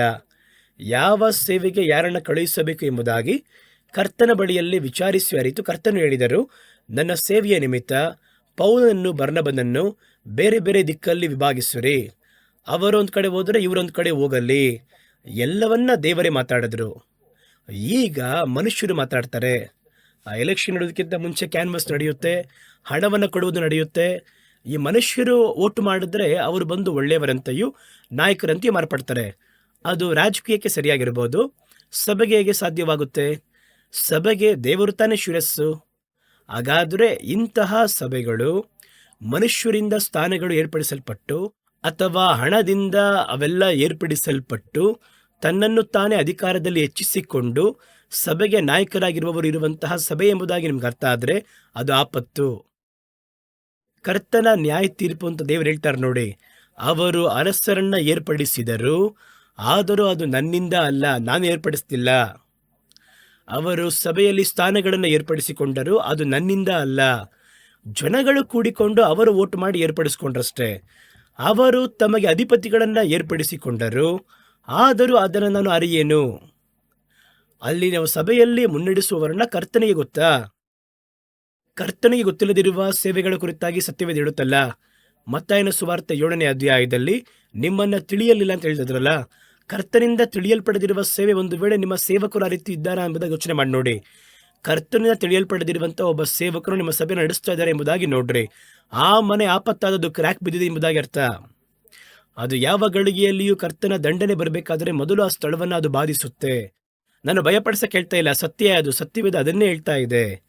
ಹಾಗಾದರೆ ಒಂದು ಆಪತ್ತು ಬರುವಂತಹ, ಒಂದು ಕ್ರ್ಯಾಕ್ ಬೀಳುವಂತಹ ಸಭೆಗಳೇನು ಅಂದರೆ, ಒಂದು ಒಳಿತನ್ನು ತ್ಯಜಿಸುವ ಸಭೆಗಳು, ಕರ್ತನ ಕಾರ್ಯಗಳನ್ನು ಕೆಟ್ಟದಾಗಿ ಮಾರ್ಪಡಿಸಿರುವ ಸಭೆ. ಎರಡನೇದಾಗಿ ಕರ್ತನಿಂದ ಏರ್ಪಡಿಸಲ್ಪಡದಿರುವಂತಹ ಲೀಡರ್ಸ್, ನಾಯಕರುಗಳು, ಸೇವಕರುಗಳು ನಡೆಸುವಂತಹ ಸಭೆಗಳು. ಹಾಗಾದರೆ ವಿಶ್ವಾಸಿ ನೀವು ತಪ್ಪಿಸಿಕೊಳ್ಳುವುದೇ ಮೊದಲೇನು ನೋಡಬೇಕು ಅಂದರೆ, ನಮ್ಮನ್ನು ನಡೆಸುವಂತಹ ಸೇವಕರು, ನಮ್ಮ ಸಭೆಯಲ್ಲಿ ಇರುವವರು, ಅವರು ಕರ್ತನಿಂದ ಏರ್ಪಡಿಸಲ್ಪಟ್ಟವರಾಗಿದ್ದಾರಾ? ಎರಡನೇದಾಗಿ ಕರ್ತನಿಗೆ ಇವರು ತಿಳಿದಿದೆಯಾ? ಕೆಲವರು ಹೇಳ್ತಾರೆ, ಇವರಿಗೆ ಕರ್ತನು ಚೆನ್ನಾಗಿ ಗೊತ್ತು ಇವರಿಗೆ. ಅದೆಲ್ಲ ಕಣ್ರಿ, ಕರ್ತನಿಗೆ ಇವ್ರ ಬಗ್ಗೆ ಗೊತ್ತಾ? ನನಗೆ ಪ್ರಧಾನಮಂತ್ರಿ ಗೊತ್ತು, ನಿಮಗೆ ಪ್ರಧಾನಮಂತ್ರಿ ಗೊತ್ತು, ಅಮೆರಿಕದ ಅಧ್ಯಕ್ಷ ಟ್ರಂಪ್ ಕೂಡ ಗೊತ್ತು. ನಮಗೆ ಪೇಪರಲ್ಲಿ ನೋಡ್ತೀನಿ, ನ್ಯೂಸಲ್ಲಿ ನೋಡ್ತೀನಿ ಅಲ್ವಾ, ನನಗೆ ಅದು ಗೊತ್ತು. ಆದರೆ ಅವರಿಗೆ ನಿಮ್ಮ ಬಗ್ಗೆ ಗೊತ್ತಾ? ನನ್ನನ್ನು ನೋಡಿದ್ರೆ ಅವರು ಗುರುತಿಡಿದು ಬ್ರದರ್ ಬನ್ನಿ ಅಂತ ಅವ್ರು ಕರೆದು ಮಾತಾಡಿಸ್ತಾರಾ? ಹಾಗಾದರೆ ಕರ್ತನು ಎಲ್ಲರಿಗೂ ಗೊತ್ತು, ಅದಲ್ಲ ಅಲ್ಲಿ ಮುಖ್ಯ. ಕರ್ತನಿಗೆ ಇವ್ರ ಬಗ್ಗೆ ತಿಳಿದಿದೆಯಾ? ಇವರು ಮಾಡುವಂತಹ ಸೇವೆಯನ್ನು ದೇವರು ತಿಳಿದಿದ್ದಾರಾ? ಅದೇ ತಾನೇ ಮುಖ್ಯವಾಗಿ ನಾವು ನೋಡಬೇಕು. ಮತ್ತೆ 7 ಅದಂತಾನೆ ಹೇಳ್ತಾರೆ, ನಾವು ನಿಮ್ಮ ನಾಮದಲ್ಲಿ ಪ್ರವಾದನೆಯನ್ನ ಹೇಳಿದೆವು, ದೆವ್ವಗಳನ್ನ ಬಿಡಿಸಿದೆವು, ನಿಮ್ಮ ಹೆಸರಲ್ಲಿ ಸೇವೆಯನ್ನ ಮಾಡಿದ್ವಿ. ಕರ್ತನು ಹೇಳುತ್ತಾರೆ, ನಿಮ್ಮನ್ನ ಒಂದು ಕಾಲು ಅರಿತಿಲ್ಲ. ಒಂದು ವೇಳೆ ಕರ್ತನು ಒಂದು ಕಾಲು ಅರಿಯದಿರುವ ಒಬ್ಬರು ನಮ್ಮನ್ನ ನಡೆಸುವಂತಹ ಸಭೆಯ ನಾಯಕರಾಗಿದ್ದರೆ ನಮ್ಮ ಸ್ಥಿತಿ ಏನಾಗುತ್ತೆ ಯೋಚನೆ ಮಾಡಿ ನೋಡ್ರಿ. ನಮ್ಮ ನಾಯಕರೇ ಗೊತ್ತಿಲ್ಲ ಅಂತ ಹೇಳಿದ್ರೆ ನಿಮ್ಗೆ ಹೆಂಗ್ ಗೊತ್ತಾಗುತ್ತೆ ಅವ್ರ ಬಗ್ಗೆ? ಹಾಗಾದರೆ ಈ ಸಭೆಗಳು ಒಂದು ಕ್ರ್ಯಾಕ್ ಬಿದ್ದಿರುವಂತಹ, ಬೀಳುವಂತಹ ಸ್ಥಿತಿಯಲ್ಲಿರುವಂತಹ ಆಪತ್ತಾಗಿರುವ ಸ್ಥಳ. ಕರ್ತನ ನ್ಯಾಯ ತೀರ್ಪಿನ ದಂಡನೆ ಬಂದರೆ ಮೊದಲು ಇಲ್ಲೇ ಬರುತ್ತೆ. ಮೊದಲು ಇದರ ಕಾರ್ಯಗಳು ಒಡೆದು ಬೀಳುತ್ತವೆ. ಹಾಗಾದರೆ ತಮ್ಮನ್ನ ತಾವೇ ಹೆಚ್ಚಿಸಿಕೊಳ್ಳುವವರು ನೋಡ್ರಿ, ಬಹಳ ಮಂದಿ ತಮ್ಮನ್ನು ತಾವೇ ಸೇವಕರೆಂದು ಘೋಷಿಸಿಕೊಳ್ಳುತ್ತಾರೆ. ಒಂದು 4 ಮಾತು ಮಾತಾಡ ಗೊತ್ತಾದ್ರೆ, ಒಂದು ಧ್ವನಿ ಎತ್ತಿ ಅಂತ ಮಾತಾಡ ಗೊತ್ತಾದ್ರೆ ತಕ್ಷಣ ತಮ್ಮನ್ನು ತಾವೇ ಸೇವಕರು ಎಂಬುದಾಗಿ ಇಟ್ಟುಕೊಳ್ಳುವಂತಹ, ತಮ್ಮನ್ನ ತಾವೇ ಸೇವಕರೆಂದು ಘೋಷಿಸಿಕೊಳ್ಳುವವರಾಗಿರುತ್ತಾರೆ. ಅವರಾಗಿ ಪಟ್ಟ ಹಾಕುತ್ತಾರೆ. ಪ್ರಕಟಣೆಯ ಪ್ರವಾದನೆ ಗ್ರಂಥ 2ನೇ ಅಧ್ಯಾಯ 2ನೇ ವಾಕ್ಯ ಹೇಳುತ್ತೆ, ನಿನ್ನ ಕೃತ್ಯಗಳನ್ನು, ನಿನ್ನ ಪ್ರಯಾಸಗಳನ್ನು, ನಿನ್ನ ತಾಳ್ಮೆಯನ್ನು, ನೀನು ದುಷ್ಟರನ್ನು ಸಹಿಸಲಾಗದೇ ಇರುವುದನ್ನು, ಅಪೋಸ್ತಲರಲ್ಲದಿದ್ದರೂ ತಮ್ಮನ್ನ ಅಪೋಸ್ತಲರು ಎಂಬುದಾಗಿ ಹೇಳುವುದನ್ನ ನೀನು ಪರಿಶೋಧಿಸಿ ಸುಳ್ಳನು ಎಂಬುದಾಗಿ ಕಂಡುಕೊಂಡದ್ದನ್ನು. ಹಾಗಾದರೆ ಇವತ್ತು ನಿನ್ನೆ ಅಲ್ಲ, ಆಗಲೇ ಇದ್ದಿದ್ದಾರೆ. ಅವನ ಅಪೋಸ್ತಲನೇ ಅಲ್ಲ, ಅಲ್ಲಿ ಅವನು ಅಪೋಸ್ತಲನಾಗಿ ಕರೆಯಲ್ಪಟ್ಟವನಲ್ಲ, ಆದರೆ ತನ್ನನ್ನ ತಾನೇ ಅಪೋಸ್ತಲನು ಎಂಬುದಾಗಿ ಕರೆಯಲ್ಪಟ್ಟವರು. ತನ್ನನ್ನು ತಾನೇ ಅವನಿಗೆ ಆ ಕರುವಿಕೆ ಇದ್ರೆ ಹೇಳಿದ್ರು ಪರವಾಗಿಲ್ಲ. ಒಬ್ಬ ಅಪೋಸ್ತಲನು ಕರ್ತನನ್ನು ಕಳುಹಿಸಿದರೆ ಅಪೋಸ್ತಲನು ಅವರೇ ನೇರವಾಗಿ ಮಾತಾಡಿ ಕಳಿಸಿದರು ಎಂಬುದಾಗಿ ಒಂದು ಅಪೋಸ್ತಲ ಹೇಳುವುದಾದರೆ, ಒಬ್ಬ ಯಾಕೋಬ, ಯೋಹಾನ, ಒಬ್ಬ ಪೇತ್ರನೋ, ಇವರೆಲ್ಲ ಕರ್ತನ ಬಳಿ ನೇರವಾದ ಸಾಕ್ಷಿಯನ್ನು ಹೊಂದಿ ಕರ್ತನಿಂದ ಏರ್ಪಡಿಸಲ್ಪಟ್ಟವರು. ಸ್ಥಾನಕ್ಕೆ ತಕ್ಕ ಹಾಗೆ ತನ್ನನ್ನು ಆ ಸ್ಥಾನದ ಹೆಸರನ್ನು ಹೇಳುವುದರಲ್ಲಿ ತಪ್ಪಿಲ್ಲ. ಒಬ್ಬ ವೈದ್ಯನು ಒಳ್ಳೆ ಕ್ರಮವಾಗಿ ಓದಿ ಪಟ್ಟವನ್ನು ಪಡೆದು ಡಾಕ್ಟರ್ ಅಂತ ಹೇಳಿದರೆ ಅದು ತಪ್ಪಿಲ್ಲ. ಇವರ ಆಸೆ ಪಟ್ಟು ಅಡ್ಡದಾರಿಯಲ್ಲಿ ಬಂದಂತಹ ವ್ಯಕ್ತಿ 4 ಔಷಧಿ ಹೆಸರು ಗೊತ್ತಿದೆ ಅಂತ ಇಟ್ಕೊಳ್ಳಿ. 4 ಔಷಧಿ ಮಾತ್ರೆ ಈ ಒಂದು ಕಾಲಘಟ್ಟದಲ್ಲಿ ಬಹಳ ಜನಗಳಿಗೆ ಬಹಳ ಔಷಧಿ ಗೊತ್ತು. ಮೆಡಿಕಲ್ ಮಾಡ್ಕೋದ್ರೆ ಇವರೇ ಹೇಳ್ಬಿಡ್ತಾರೆ. ಅಲ್ಲಿ ಡಾಕ್ಟರ್ ಪ್ರಿಸ್ಕ್ರಿಪ್ಷನ್ ಬರೆಯುವುದಕ್ಕಿಂತ ಮುಂಚಿತವಾಗಿ ಇವರೇ ಈ ಒಂದು ಔಷಧಿ ಬರೀರಿ ಡಾಕ್ಟರ್ ಅಂತ ಹೇಳ್ತಾರೆ. ಅದಕ್ಕಾಗಿ ಅವರನ್ನು ಡಾಕ್ಟರ್ ಎಂಬುದಾಗಿ ಕರೆಯೋಕ್ಕಾಗಲ್ಲ. ಹಾಗಾದರೆ ಒಂದು 4 ಔಷಧಿ ಹೆಸರು ಗೊತ್ತು, 4 ಮಾತ್ರೆ ಹೆಸರು ಗೊತ್ತು, ಇದು ಬರುತ್ತೆ ಅಂತ ತಿಳಿದ ಕೂಡಲೇ ತಮ್ಮನ್ನ ವೈದ್ಯರೆಂಬುದಾಗಿ ಕರೆದುಕೊಂಡು ಹೊರಗೆ ಬೋರ್ಡ್ ಹಾಕೊಂಡು ಇಟ್ಕೊಂಡು ಪ್ರಾಕ್ಟೀಸ್ ಮಾಡುವವರನ್ನ ಏನು ಮಾಡ್ತಾರೆ ಹೇಳಿ ನೋಡೋಣ? ಸರ್ಕಾರ ಬಂದು ಕೈದಿ ಮಾಡುತ್ತವರನ್ನ. ಇವನೊಬ್ಬ ಡೂಪ್ಲಿಕೇಟ್ ಡಾಕ್ಟರ್, ಒಂದು ಪೋಲಿ ಡಾಕ್ಟರ್. ಅದೇ ರೀತಿಯಾಗಿ ಕೆಲವರು ಬರೀ 4 ವಾಕ್ಯ ಗೊತ್ತು, 2 ಪ್ರಸಂಗ ಗೊತ್ತು, ತಮ್ಮನ್ನ ಕರೆದವರ ಬಗ್ಗೆ ಗೊತ್ತಿಲ್ಲ, ತನ್ನ ಕರುವಿಕೆ ಗೊತ್ತಿಲ್ಲ, ಕರ್ತನ ಬಗ್ಗೆ ಗೊತ್ತಿಲ್ಲ, ಅವರೊಂದಿಗೆ ಒಂದು ಸಂಬಂಧವೋ ಸಂಪರ್ಕನೋ ಇಲ್ಲ. ಒಂದು ಅಂಗಿ ತಗೊಂಡು ಹೊಲಿಸ್ಕೋತಾರೆ, ಒಂದು ಹಗ್ಗ ತಗೊಂಡು ಕಟ್ಕೋತಾರೆ. 4 ಸಭೆ ಇದೆ, 4 ವಾಕ್ಯ ಗೊತ್ತು, ಮಾತಾಡೋಕ್ಕೆ ಗೊತ್ತು.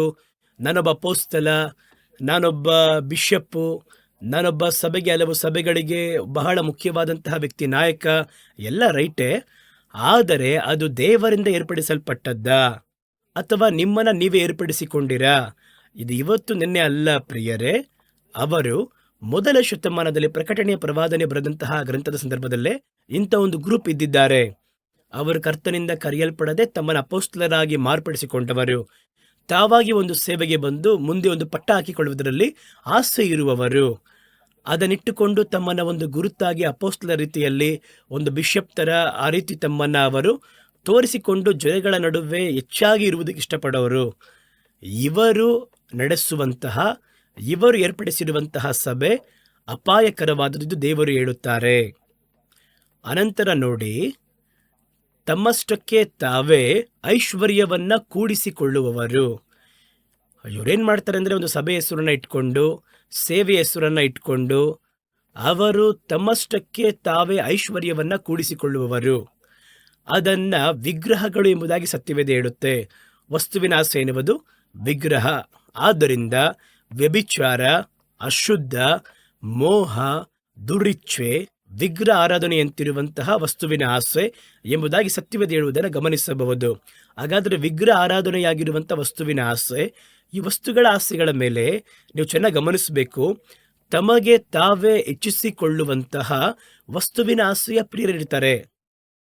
ಒಂದು ಸೇವೆಯಲ್ಲಿ, ಒಂದು ಸಭೆಯಲ್ಲಿ ಐಶ್ವರ್ಯ ಇರುವುದು, ಹಣವಿದು ಎನ್ನುವುದು ಅದು ತಪ್ಪಲ್ಲ. ಒಂದು ಸೇವೆಯಲ್ಲಿ ಆ ಸೇವೆಯನ್ನ ಮಾಡುವುದಕ್ಕಾಗಿ ಹಲವು ಕೋಟಿಗಳು ಅದರಲ್ಲಿ ಬಂದು ಒಳಗಿದೆ, ಬಹಳ ಬಂದು ಆಸ್ತಿ ಇದೆ, ಅದೆಲ್ಲ ಇದೆ. ಅದು ತಪ್ಪಲ್ಲ ಅಲ್ಲಿ. ಅದು ಸೇವೆಯ ಬೆಳವಣಿಗೆ ಕೊಡಲ್ಪಡುವಂಥದ್ದು. ಆದರೆ ಆ ಸೇವೆಯನ್ನು ಇಟ್ಟುಕೊಂಡು ಆ ಸೇವೆಯನ್ನು ನಡೆಸುವವರು, ಅದರಲ್ಲಿ ಬೋಧಕರಾಗಿ ಏರ್ಪಡಿಸಲ್ಪಟ್ಟವರು ಆ ಹಣವನ್ನು ತನ್ನ ಸ್ವಂತ ಲಾಭಕ್ಕೋಸ್ಕರವಾಗಿ ಅದನ್ನು ಪ್ರಯೋಜನ ಮಾಡಿ, ಅದರಲ್ಲಿ ಕೂಡ ನೀವು ಬಹಳವಾಗಿ ಒಂದು ಒಂದು ಕಾರ್ಯ ನೋಡಬೇಕು. ಸೇವೆಯನ್ನು ಮಾಡುವವನು ಅದರಿಂದ ಸಿಗುವಂತಹ ಆ ಒಂದು ಜೀವನಕ್ಕೆ ಸೇವೆಯಿಂದಲೇ ಅವರ ಜೀವನ. ಹಾಗಾದರೆ ಅದರಿಂದಲೇ ಅವರು ಬಂದು ಒಂದು ಅಮೌಂಟ್ ಬಂದು ತಮಗೋಸ್ಕರವಾಗಿ ತೆಗೆದುಕೊಳ್ಳುತ್ತಾರೆ. ಅದು ಕೂಡ ತಪ್ಪಲ್ಲ. ನಾನು ಹೇಳುವುದೇನೆಂದರೆ, ತಮ್ಮ ಆಡಂಬರಕ್ಕೆ ಹೋದರೆ ಇವರು ಆಡಿ ಕಾರಲ್ಲೇ ಹೋಗ್ತಾರೆ. ಮನೆಯಲ್ಲಿ 3 ಮಂದಿ ಇದ್ದರೆ 4 ಆಡಿ ಕಾರ್ ನಿಂತಿರುತ್ತೆ. ಮನೆ ದೊಡ್ಡ ದೊಡ್ಡ ಮನೆ ಕಟ್ಟಿರ್ತಾರೆ, ಮಾಳಿಗೆಗಳು ಬಂಗ್ಲಾ ಕಟ್ಟಿರ್ತಾರೆ. ಇವರಿಗೇನಾದರೂ ಪೂರ್ವಿಕತೆಯ ಆಸ್ತಿ ಇದೆ ಅಂತ ಕೇಳಿ ಸಾಕ್ಷಿ ಹೇಳಬೇಕಾದ್ರೆ ಬಹಳ ಕಷ್ಟಪಟ್ಟು ಹೇಳ್ತಾರೆ. ಟೀ ಕುಡಿಯೋಕ್ಕೆ ಕೂಡ ದಾರಿ ಇರಲಿಲ್ಲ ನನಗೆ.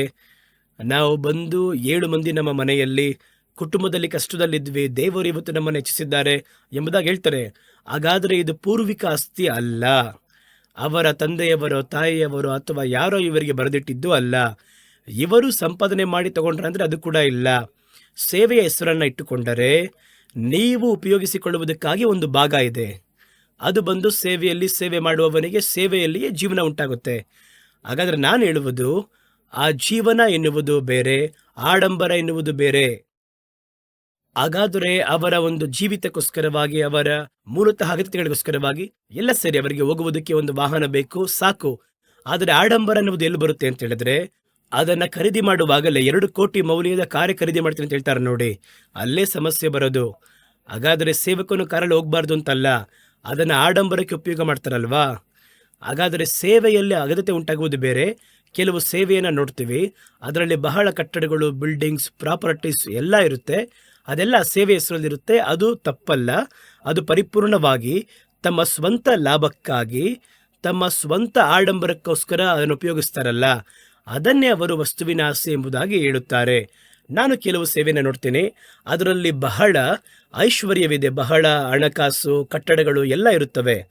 ಆದರೆ ಸೇವೆಯನ್ನು ನಡೆಸುವವರು ತಮಗೆ ಒಂದು ಸ್ವಂತ ನಿಯಂತ್ರಣವನ್ನು ಹಾಕ್ಕೊಂಡು ಎಲ್ಲರಿಗೂ ಕೊಡುವ ಹಾಗೆ ನನಗೊಂದು ಸಂಬಳ, ಒಂದು ಸ್ಯಾಲರಿ, ನಾನು ಉಪಯೋಗಿಸಿಕೊಳ್ಳುವುದಕ್ಕೆ, ಒಂದು ವೇಳೆ ಹೊರಗಡೆ ಹೋಗುವುದಕ್ಕೆ ಬರುವುದಕ್ಕೆ ಒಂದು ಕಾರ್ ಅಷ್ಟೇ. ಇದನ್ನು ಬಿಟ್ಟು ಅದು ನನ್ನ ನೆಸೆಸಿಟಿ, ನನ್ನ ಅಗತ್ಯತೆಗೆ, ನಾನು ಜೀವಿಸುವುದಕ್ಕೆ ಹೊರಗೆ ನಾನು ಕೆಲಸ ಮಾಡೋಕ್ಕಾಗಲ್ಲ. ನನ್ನ ಜೀವಿತಕ್ಕೆ ಸೇವೆಯಿಂದ ಉಂಟಾಗುವಂತಹ ಒಂದು ಕಾರ್ಯ, ಆ ಸೇವೆಯಿಂದ ಉಂಟಾಗುವಂತಹ ಆಡಂಬರವಾಗಿ ಅದನ್ನು ಮಾರ್ಪಡಿಸುವಾಗ ಆಗಲೇ ಅದು ವಸ್ತುವಿನ ಆಸೆಯಾಗಿ ಮಾರ್ಪಡುತ್ತದೆ. ಅನಂತರದ ಕಾರ್ಯವನ್ನು ನೋಡಿ. ನಿಮ್ಮ ಸಭೆ, ನೀವು ಹೋಗುವಂತಹ ದೇವರ ಮನೆ, ಅದರಲ್ಲಿ ಇರುವಂತಹ ಪುಲ್ಪಿಟ್ ಇದೆ ನೋಡಿ, ಪ್ರಸಂಗ ಪೀಠಗಳು, ಅದು ಪಾಪಕ್ಕೆ ಆಸ್ಪದವಾಗಿರುವ ಬಲಿಪೀಠವಾಗಿದೆಯಾ ಅಂತ ನೋಡಬೇಕು.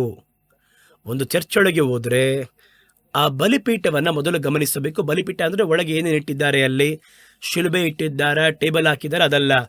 ಆ ಬಲಿಪೀಠದಲ್ಲಿ ನಡೆಸಲ್ಪಡುವಂತಹ ಕೃತ್ಯಗಳನ್ನು ಗಮನಿಸಬೇಕು, ಅದುವೇ ಮುಖ್ಯ.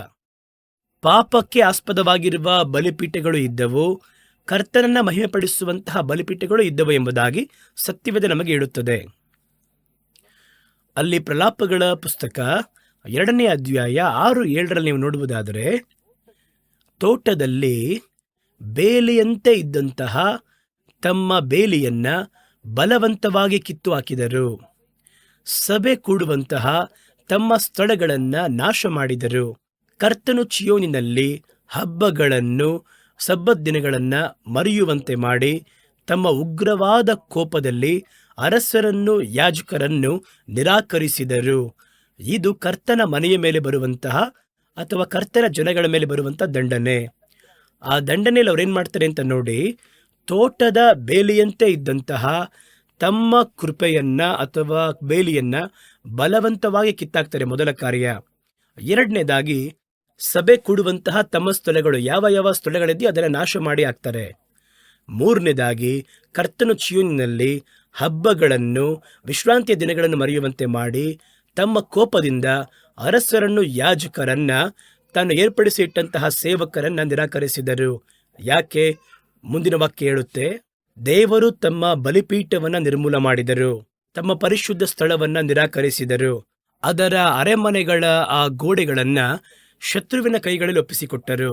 ಹಬ್ಬದ ದಿನಗಳಲ್ಲಿ ಸಂಭ್ರಮಿಸುವ ರೀತಿಯಲ್ಲಿ ಕರ್ತನ ಆಲಯದಲ್ಲಿ ಸಂಭ್ರಮಿಸುವುದರಲ್ಲ ಅವರು. ಹಬ್ಬದಲ್ಲಿ ಸಂಭ್ರಮಿಸಬಹುದು, ಹೊರಗಿಂದ ಕೂಗಾಡ್ತಾರೆ. ಆದರೆ ದೇವರು ಹೇಳ್ತಾರೆ ನೋಡಿ, ಚೆನ್ನಾಗಿದ್ದರ ನೋಟ್ ಮಾಡ್ಕೊಳ್ಳಿ. ಹಬ್ಬದ ದಿನಗಳಲ್ಲಿ ಇಸ್ರೇಲ್ ದೇಶದಲ್ಲಿ ಯೆರೂಸಲೇಮಿನಲ್ಲಿ ಹಬ್ಬ ಎನ್ನುವುದು ಇಂಡಿಯಾ ಥರ ಶಬ್ದ ತುಂಬಿರುವಂಥದ್ದು.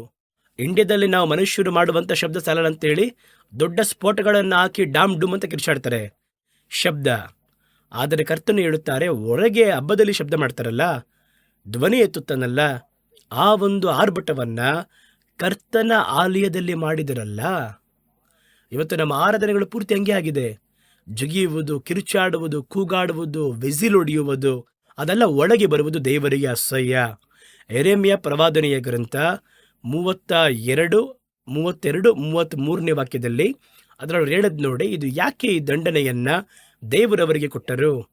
ನನಗೆ ಕೋಪ ಉಂಟಾಗುವಂತೆ ಇಸ್ರಾಯೇಲ್ ಪುತ್ರರು, ಯಹೂದ ಪುತ್ರರು, ಅವರ ಅರಸರು, ಅವರ ಪ್ರಭುಗಳು, ಅವರ ಯಾಜಕರು, ಅವರ ಪ್ರವಾದಿಗಳು, ಯೂದಾದ ಮನುಷ್ಯರು, ಯೆರೂಸಲೇಮಿನ ಪ್ರಜೆಗಳು ಮಾಡಿದಂತಹ ಎಲ್ಲ ದುಷ್ಟತ್ವದ ಮುಖಾಂತರ ಈ ರೀತಿ ನಡೆಯುತ್ತದೆ. ಮುಖವನ್ನಲ್ಲ, ಬೆನ್ನನ್ನು ನನಗೆ ತೋರಿಸಿದರು. ನಾನು ಮುಂಚಿತವಾಗಿ ಅವರಿಗೆ ಉಪದೇಶ ಮಾಡಿ ಅವರ ಬುದ್ಧಿಯನ್ನು ಸ್ವೀಕರಿಸಿಕೊಳ್ಳದೇ ಇದ್ದರು. ಅವರು ನನ್ನ ನಾಮವನ್ನು ಧರಿಸಿರುವಂತಹ ಆಲಯವನ್ನು ಅಶುದ್ಧಪಡಿಸುವ ಹಾಗೆ ತಮ್ಮ ಅಸಹ್ಯಗಳನ್ನು ಅದರೊಳಗೆ ಇಟ್ಟರು. ಈ ಬಲಿಪೀಠಗಳು ಪಾಪ ಮಾಡುವುದಕ್ಕೆ ಆಸ್ಪದವಾಗಿರುವ ಬಲಿಪೀಠಗಳು. ನೋಡ್ರಿ, ಇವೆಲ್ಲ ನಡೀತದೆ ಅಲ್ವಾ ಬಹಳ ಕಡೆ. ಹಬ್ಬಗಳ ಬಗ್ಗೆ, ಕೊಂಡಾಟಗಳ ಬಗ್ಗೆ, ಅವ್ರು ಹಾಕುವಂಥ ಕಾರ್ಯಗಳ ಬಗ್ಗೆ ದೇವರು ಹೇಳ್ತಾ ಇಲ್ಲ. ಅದನ್ನು ಕರ್ತನ ಆಲಯದಲ್ಲಿ ಮಾಡಿದ್ರಲ್ಲ, ಅದನ್ನು ಮಾಡಿಸ್ತಿದ್ದಾರೆ ಇವಾಗ. ಈ ಒಂದು ಕಾರ್ಯಗಳು ಒಳಗೆ ಬರುವಾಗ ಆ ಬಲಿಪೀಠ ಅದು ಅಶುದ್ಧವಾಗಿ ಹೋಗುತ್ತದೆ. ಪಾಪ ಮಾಡುವುದಕ್ಕೆ ಆಸ್ಪದವಾಗಿರುವ ಬಲಿಪೀಠಗಳನ್ನು ಅವರು ಏರ್ಪಡಿಸಿಕೊಂಡರು.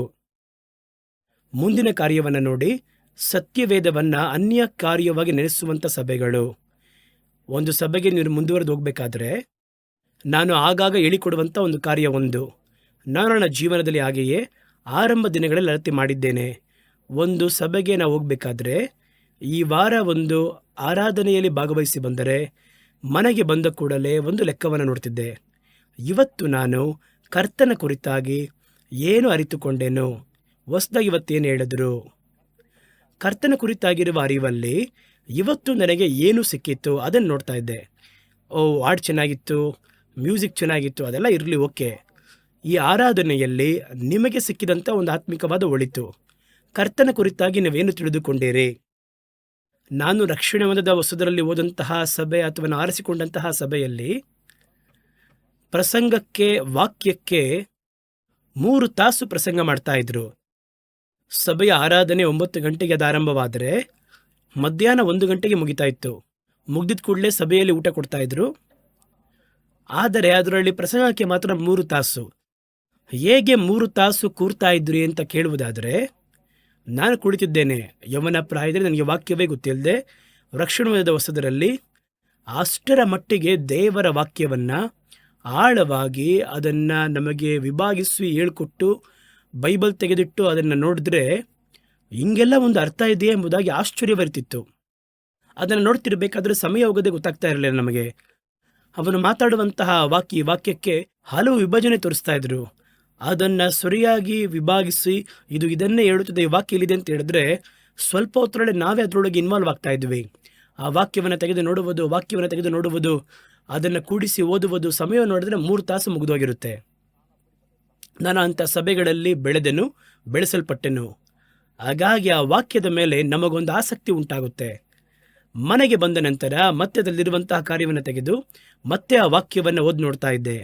ಇದರಲ್ಲಿ ಏನು ಹೇಳಿದೆ, ಮೇಲಧಿಕವಾಗಿ ನಮಗೇನಾದರೂ ಗೊತ್ತಾಗ್ತಿದೆಯಾ ಎಂಬುದಾಗಿ ಒಂದು ಸಂಶೋಧನೆಯ ಆತ್ಮದಲ್ಲಿ ಓದ್ತಾ ಇದ್ವಿ. ಹಾಗಾದರೆ ಕರ್ತನ ಕುರಿತಾಗಿರುವ ತಿಳುವಳಿಕೆಯಲ್ಲಿ ನಿಮಗದು ಏನು ಹೇಳಿದೆ ಈ ವಾರ? 1 ತಿಂಗಳ ಅಂತ್ಯದಲ್ಲಿ 4 ವಾರ ಹೋದ್ರ, 1 ತಿಂಗಳ ಅಂತ್ಯದಲ್ಲಿ ನಿಮ್ಮ ಸಭೆಯ ಮುಖಾಂತರ ದೇವರ ಕುರಿತಾಗಿಯೂ ದೇವರ ರಾಜ್ಯದ ಕುರಿತಾಗಿಯೂ ನಿತ್ಯ ಜೀವಿತದ ಕುರಿತಾಗಿ ನೀವು ಕಲಿತದ್ದಾದರೂ ಏನು ಎನ್ನುವುದನ್ನು ಲೆಕ್ಕ ಮಾಡಿ ನೋಡೋದಾದರೆ ಅದು ನಿಜವಾಗಿಯೂ ಏನಾದರೂ ಇರ್ತಂತ ನೋಡಬೇಕು. ಪ್ರಸಂಗ ಸಂದರ್ಭ ಇವಾಗೆಲ್ಲ 45 ನಿಮಿಷ 50 ನಿಮಿಷವಾಗಿ ಅದು ಕಡಿಮೆ ಆಗಿದೆ. ಅದಕ್ಕೆ ಮೇಲೆ ಜನಗಳಿಗೆ ತಾಳ್ಮೆ ಇಲ್ಲ, ಬೇಗ ಮುಗಿಸಿ ಬದಲು ಹೋಗಬೇಕು. ಮಾತಾಡುವುದಕ್ಕೂ ಆ ಉಪದೇಶ ಮಾಡುವವರಿಗೆ ಸತ್ಯವೇದದಲ್ಲಿ ಸರಿಯಾದ ಜ್ಞಾನ ಇರೋದಿಲ್ಲ.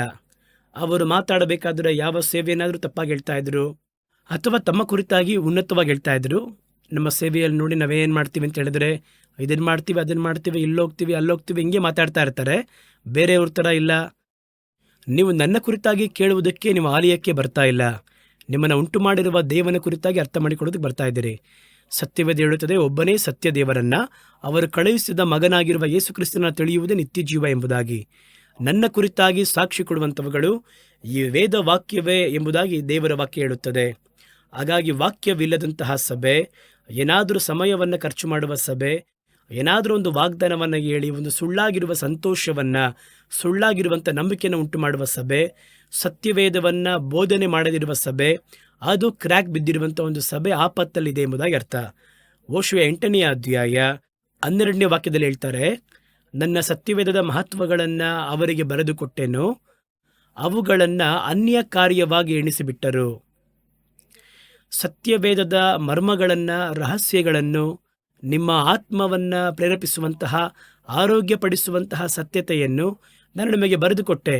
ಆದರೆ ಇವರು ಅದನ್ನು ಅನ್ಯ ಕಾರ್ಯವಾಗಿ ಮಾರ್ಪಡಿಸ್ಬಿಟ್ರಲ್ಲ, ಅದನ್ನು ದೂರದಲ್ಲಿ ಇಟ್ಟಿದ್ದಾರಲ್ಲ, ಅದನ್ನು ನೋಡಲಿಲ್ವಲ್ಲ, ಸತ್ಯವೇದವನ್ನು ಮರೆತಿದ್ದಾರಲ್ಲ. ಸಭೆ ಸತ್ಯವೇದವನ್ನು ಮರೆತಿರುವ ಸಭೆ ಅಥವಾ ಸತ್ಯವೇದವನ್ನು ಕೇಂದ್ರೀಕರಿಸುತ್ತಿರುವ ಸಭೆ ಅಂತ ಕಂಡು ಬಂದರೆ ಎಚ್ಚರಿಕೆಯಾಗಿರಿ. ಆ ಸಭೆ ಆಪತ್ತಿಗೆ ನೇರವಾಗಿ ನಿಂತಿರುವ ಸಭೆ. ದೇವರ ಕೋಪಾಗ್ನಿ ಬರುವಾಗ ಮೊದಲು ಬಾಧಿಸಲ್ಪಡುವಂಥದ್ದು ಇಂಥ ಸಭೆಗಳೇ. ವಾಕ್ಯವಿಲ್ಲದ ಸಭೆ, ಜನಗಳನ್ನು ವಾಕ್ಯವನ್ನು ಬಿಟ್ಟು ದೂರ ತಳ್ಳುವಂತಹ ಸಭೆ.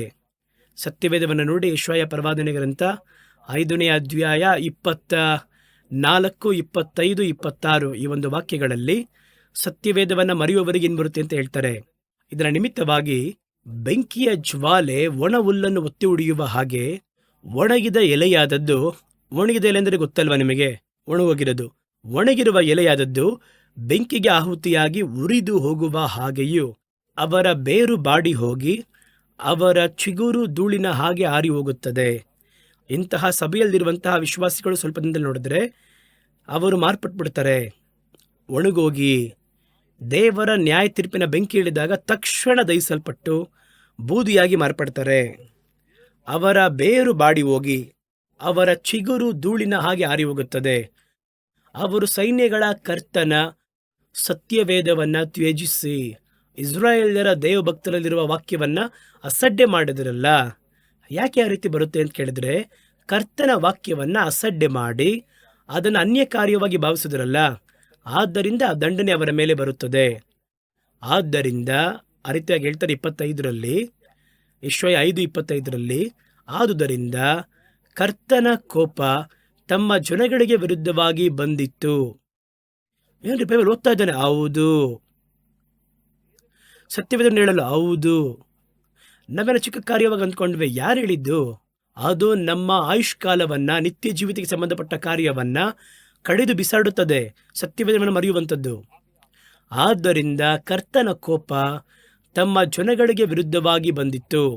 ಅವರು ತಮ್ಮ ಕೈಗಳನ್ನು ಅವರಿಗೆ ವಿರುದ್ಧವಾಗಿ ಚಾಚಿ ಪರ್ವತಗಳು ಕದಲತಕ್ಕ ಹಾಗೆ ಅವರ ಶವಗಳು ನಡು ಬೀದಿಯಲ್ಲಿ ಕಸದ ಹಾಗೆ ಆಗುವ ರೀತಿಯಲ್ಲಿ ಅವರನ್ನು ಒಡೆದರು. ಬೈಬಲ್ ಮರೆತಿದ್ಕ? ಹೌದು. ಆದ್ದರಿಂದ ಅಂತ ಹೇಳ್ತಾರೆ ನೋಡಿ, ಯಾತರಿಂದ ಅವರು ಸೈನ್ಯಗಳ ಕರ್ತನ ವೇದವನ್ನು ಮರೆತು ಇಸ್ರಾಯೇಲ್ಯರ ದೇವಭಕ್ತರ ವಾಕ್ಯವನ್ನು ಅಸಡ್ಡೆ ಮಾಡಿದ್ರಲ್ಲ. ನಮ್ಮ ಆರಾಧನೆಯಲ್ಲಿ ವಾಕ್ಯ ಹೇಳೋದಕ್ಕೆ ಸಮಯ ಇಲ್ಲ ಕಣ್ರಿ, ಅಸಡ್ಡೆ ಮಾಡಿದ್ರಲ್ಲ. ಹಾಗಾದರೆ ಕರ್ತನು ಏನು ಮಾಡ್ತಾರಂದರೆ ಅವರನ್ನು ಒಡೆದರು. ಇವೆಲ್ಲವುಗಳಲ್ಲಿಯೂ ಅವರ ಕೋಪ ತೀರದೆ ಇನ್ನು ಅವರ ಕೈ ಚಾಚಿರುವಂತೆಯೇ ಇತ್ತು. ಸತ್ತೋದ, ಒತ್ತಿ ಉರಿತಾ ಇದೆ, ಎಲ್ಲ ಕದಲುತ್ತಾ ಇದೆ. ಆಗಲೂ ಕರ್ತನ ಕೋಪ ಆರದೆ ಕೈ ಚಾಚ್ತಾನೆ ಇದ್ದಾರಂತೆ. ಹಾಗಾದರೆ ಎಷ್ಟು ಕೋಪ ಆ ವಾಕ್ಯ ಮರೆಯೋರ ಮೇಲೆ ಬರುತ್ತೆ ನೋಡಿ. ಅದನ್ನೇ ದೇವರ ವಾಕ್ಯವು ಹೇಳುತ್ತದೆ. ಹೋಶೇಯ 4:6 ಹೇಳುತ್ತದೆ, ನನ್ನ ಜನಗಳು ಅರಿವಿಲ್ಲದೆ ಸಂಹಾರವಾಗ್ತಾರೆ. ಯಾವ ಅರಿವು? ನಾನು ಡಾಕ್ಟರೇಟ್ ಪಡೆದುಕೊಂಡೆ, ಇಂಜಿನಿಯರ್, ವಿಜ್ಞಾನಿ, ಆ ಅರಿವಲ್ಲ, ಸತ್ಯವನ್ನು ತಿಳಿಯುವ ತಿಳುವಳಿಕೆ. ಅವರು ಆ ತಿಳುವಳಿಕೆ ಇಲ್ಲದೆ ಸಂಹಾರಕ್ಕೆ ಒಳಗಾಗುತ್ತಾರೆ. ನೀನು ತಿಳುವಳಿಕೆಯನ್ನು ನಿರಾಕರಿಸಿದೆ, ಆದ್ದರಿಂದ ನನ್ನ ಯಾಜಕನಾಗಿ ಇರದ ಹಾಗೆ ನಾನು ನಿನ್ನನ್ನು ನಿರಾಕರಿಸುವೆನು. ನೀನು ನಿನ್ನ ದೇವರ ವಾಕ್ಯವನ್ನು ಮರೆತಿ, ಹಾಗಾಗಿ ನಿನ್ನ ಮಕ್ಕಳನ್ನು ಮರೆತು ಹೋಗುವೆನು. ನೋಡಿದ್ರೆ ಬೈಬಲ್ ಮೇಲೆ, ಆ ವಾಕ್ಯದ ಮೇಲೆ ದೇವರು ಎಷ್ಟೊಂದು ವೈರಾಗ್ಯ ಉಳ್ಳವರಾಗಿದ್ದಾರೆ ನೋಡಿ.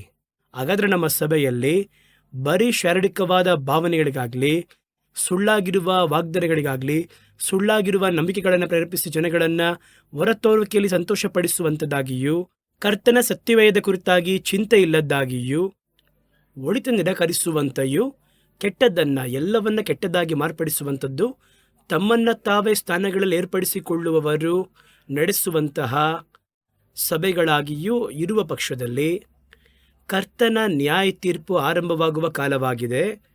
ಕರ್ತನು ತಮ್ಮ ನ್ಯಾಯ ತೀರ್ಪನ್ನು ತಮ್ಮ ಮನೆಯಿಂದಲೇ ಆರಂಭಿಸುತ್ತಾರೆ ಎಂಬುದಾಗಿ ವಾಕ್ಯ ಹೇಳುತ್ತೆ. ಹಾಗಾದರೆ ಇದರ ಕುರಿತಾಗಿ ನೀವು ನೋಡಬೇಕು. ನಾವು ಹೋಗುವಂತಹ ಸಭೆಯಲ್ಲಿ ಹೇಳಿದಂತಹ ಈ ಗುರುತೆಲ್ಲ ಇದೆಯಾ? ವಾಕ್ಯದ ಕುರಿತಾಗಿ ಮಾತಾಡಿ ನಮಗೆ ಕಲಿಸಿಕೊಡುತ್ತಾರಾ? ಒಂದು 3 ತಿಂಗಳಲ್ಲಿ ನನ್ನ ಆತ್ಮಿಕ ಪರಿಸ್ಥಿತಿ ಒಂದು ಹಂತ ಮೇಲೆ ಹೋಗಿದೆಯಾ? ಅಥವಾ ನಾನು ದಿನ ಅದನ್ನೇ ಕೇಳ್ತಾ ಇದ್ದೀನಾ? ಎಲ್ಲೋ ಮಂತ್ರಿಸಿಬಿಟ್ಟಂತ ಹಾಗೆ ಕೆಲವೊಂದು ವಾಕ್ಯವನ್ನು ಮಾತಾಡ್ತೀವಿ ಎಂಬುದಾಗಿ ಹೇಳಿ ನಮಗೆ ಬಂದು ಒಂದು ಸುಳ್ಳಾಗಿರುವಂತಹ ಒಂದು ಕಾಲ್ಪನಿಕವಾದ ಒಂದು ಪ್ರೋತ್ಸಾಹವನ್ನು ಕೊಡ್ತಾರೆ, ಒಂದು 10 ವಾಗ್ದಾನವನ್ನು ಬರೆದಿಟ್ಕೋತಾರೆ. ಕರ್ತನ ಇವತ್ತು ಮೇಲಾಗಿಡ್ತಾರೆ. ಯಾವ ರೀತಿ ಮೇಲಾಗಿಡ್ತಾರೆ? ಅದಕ್ಕೆ ನಾನೇನು ಮಾಡಬೇಕು? ಆ ಯೋಗ್ಯತೆ ಯಾವ ಅದೆಲ್ಲ ಇಲ್ಲ. ಕರ್ತನ ಇವತ್ತು ಮೇಲಾಗಿಡ್ತಾರೆ. ಜನಗಳು ಸಂತೋಷಪಟ್ಟು ಮೇಲಾದಂತೆ, ಅರಸನಾದಂತೆ ಹಂಗೆ ಅಂದ್ಕೊಂಡು ಮನೆಗೆ ಹೋಗ್ಬಿಡ್ತಾರೆ. 1-2 ತಾಸು ನಂತರ ತನ್ನ ಒಂದು ಸ್ವಂತ ಜೀವನಕ್ಕೆ ತಿರುಗ್ತಾರೆ. ಅಲ್ಲಿಯವರೆಗೂ ಒಂದು ಕಲ್ಪನೆಯ ಲೋಕದಲ್ಲಿ ಸಂಚರಿಸಿ ಕಳುಹಿಸುತ್ತಾರೆ. ಇದೆಲ್ಲ ದೇವರ ನ್ಯಾಯ ತೀರ್ಪನ್ನು ತಮ್ಮ ಮನೆಯಿಂದ ತರುವುದಕ್ಕೆ, ಕದಗಳನ್ನು ತೆರೆದಿಡುವುದಕ್ಕೆ ಸಮ. ಆದ್ದರಿಂದ ಎಲ್ಲವನ್ನು ಪರಿಶೋಧಿಸಿ ನೋಡಿ, ಒಳ್ಳೆಯದನ್ನು ಬಗೆಗೆ ಹಿಡಿದುಕೊಳ್ಳಿರಿ.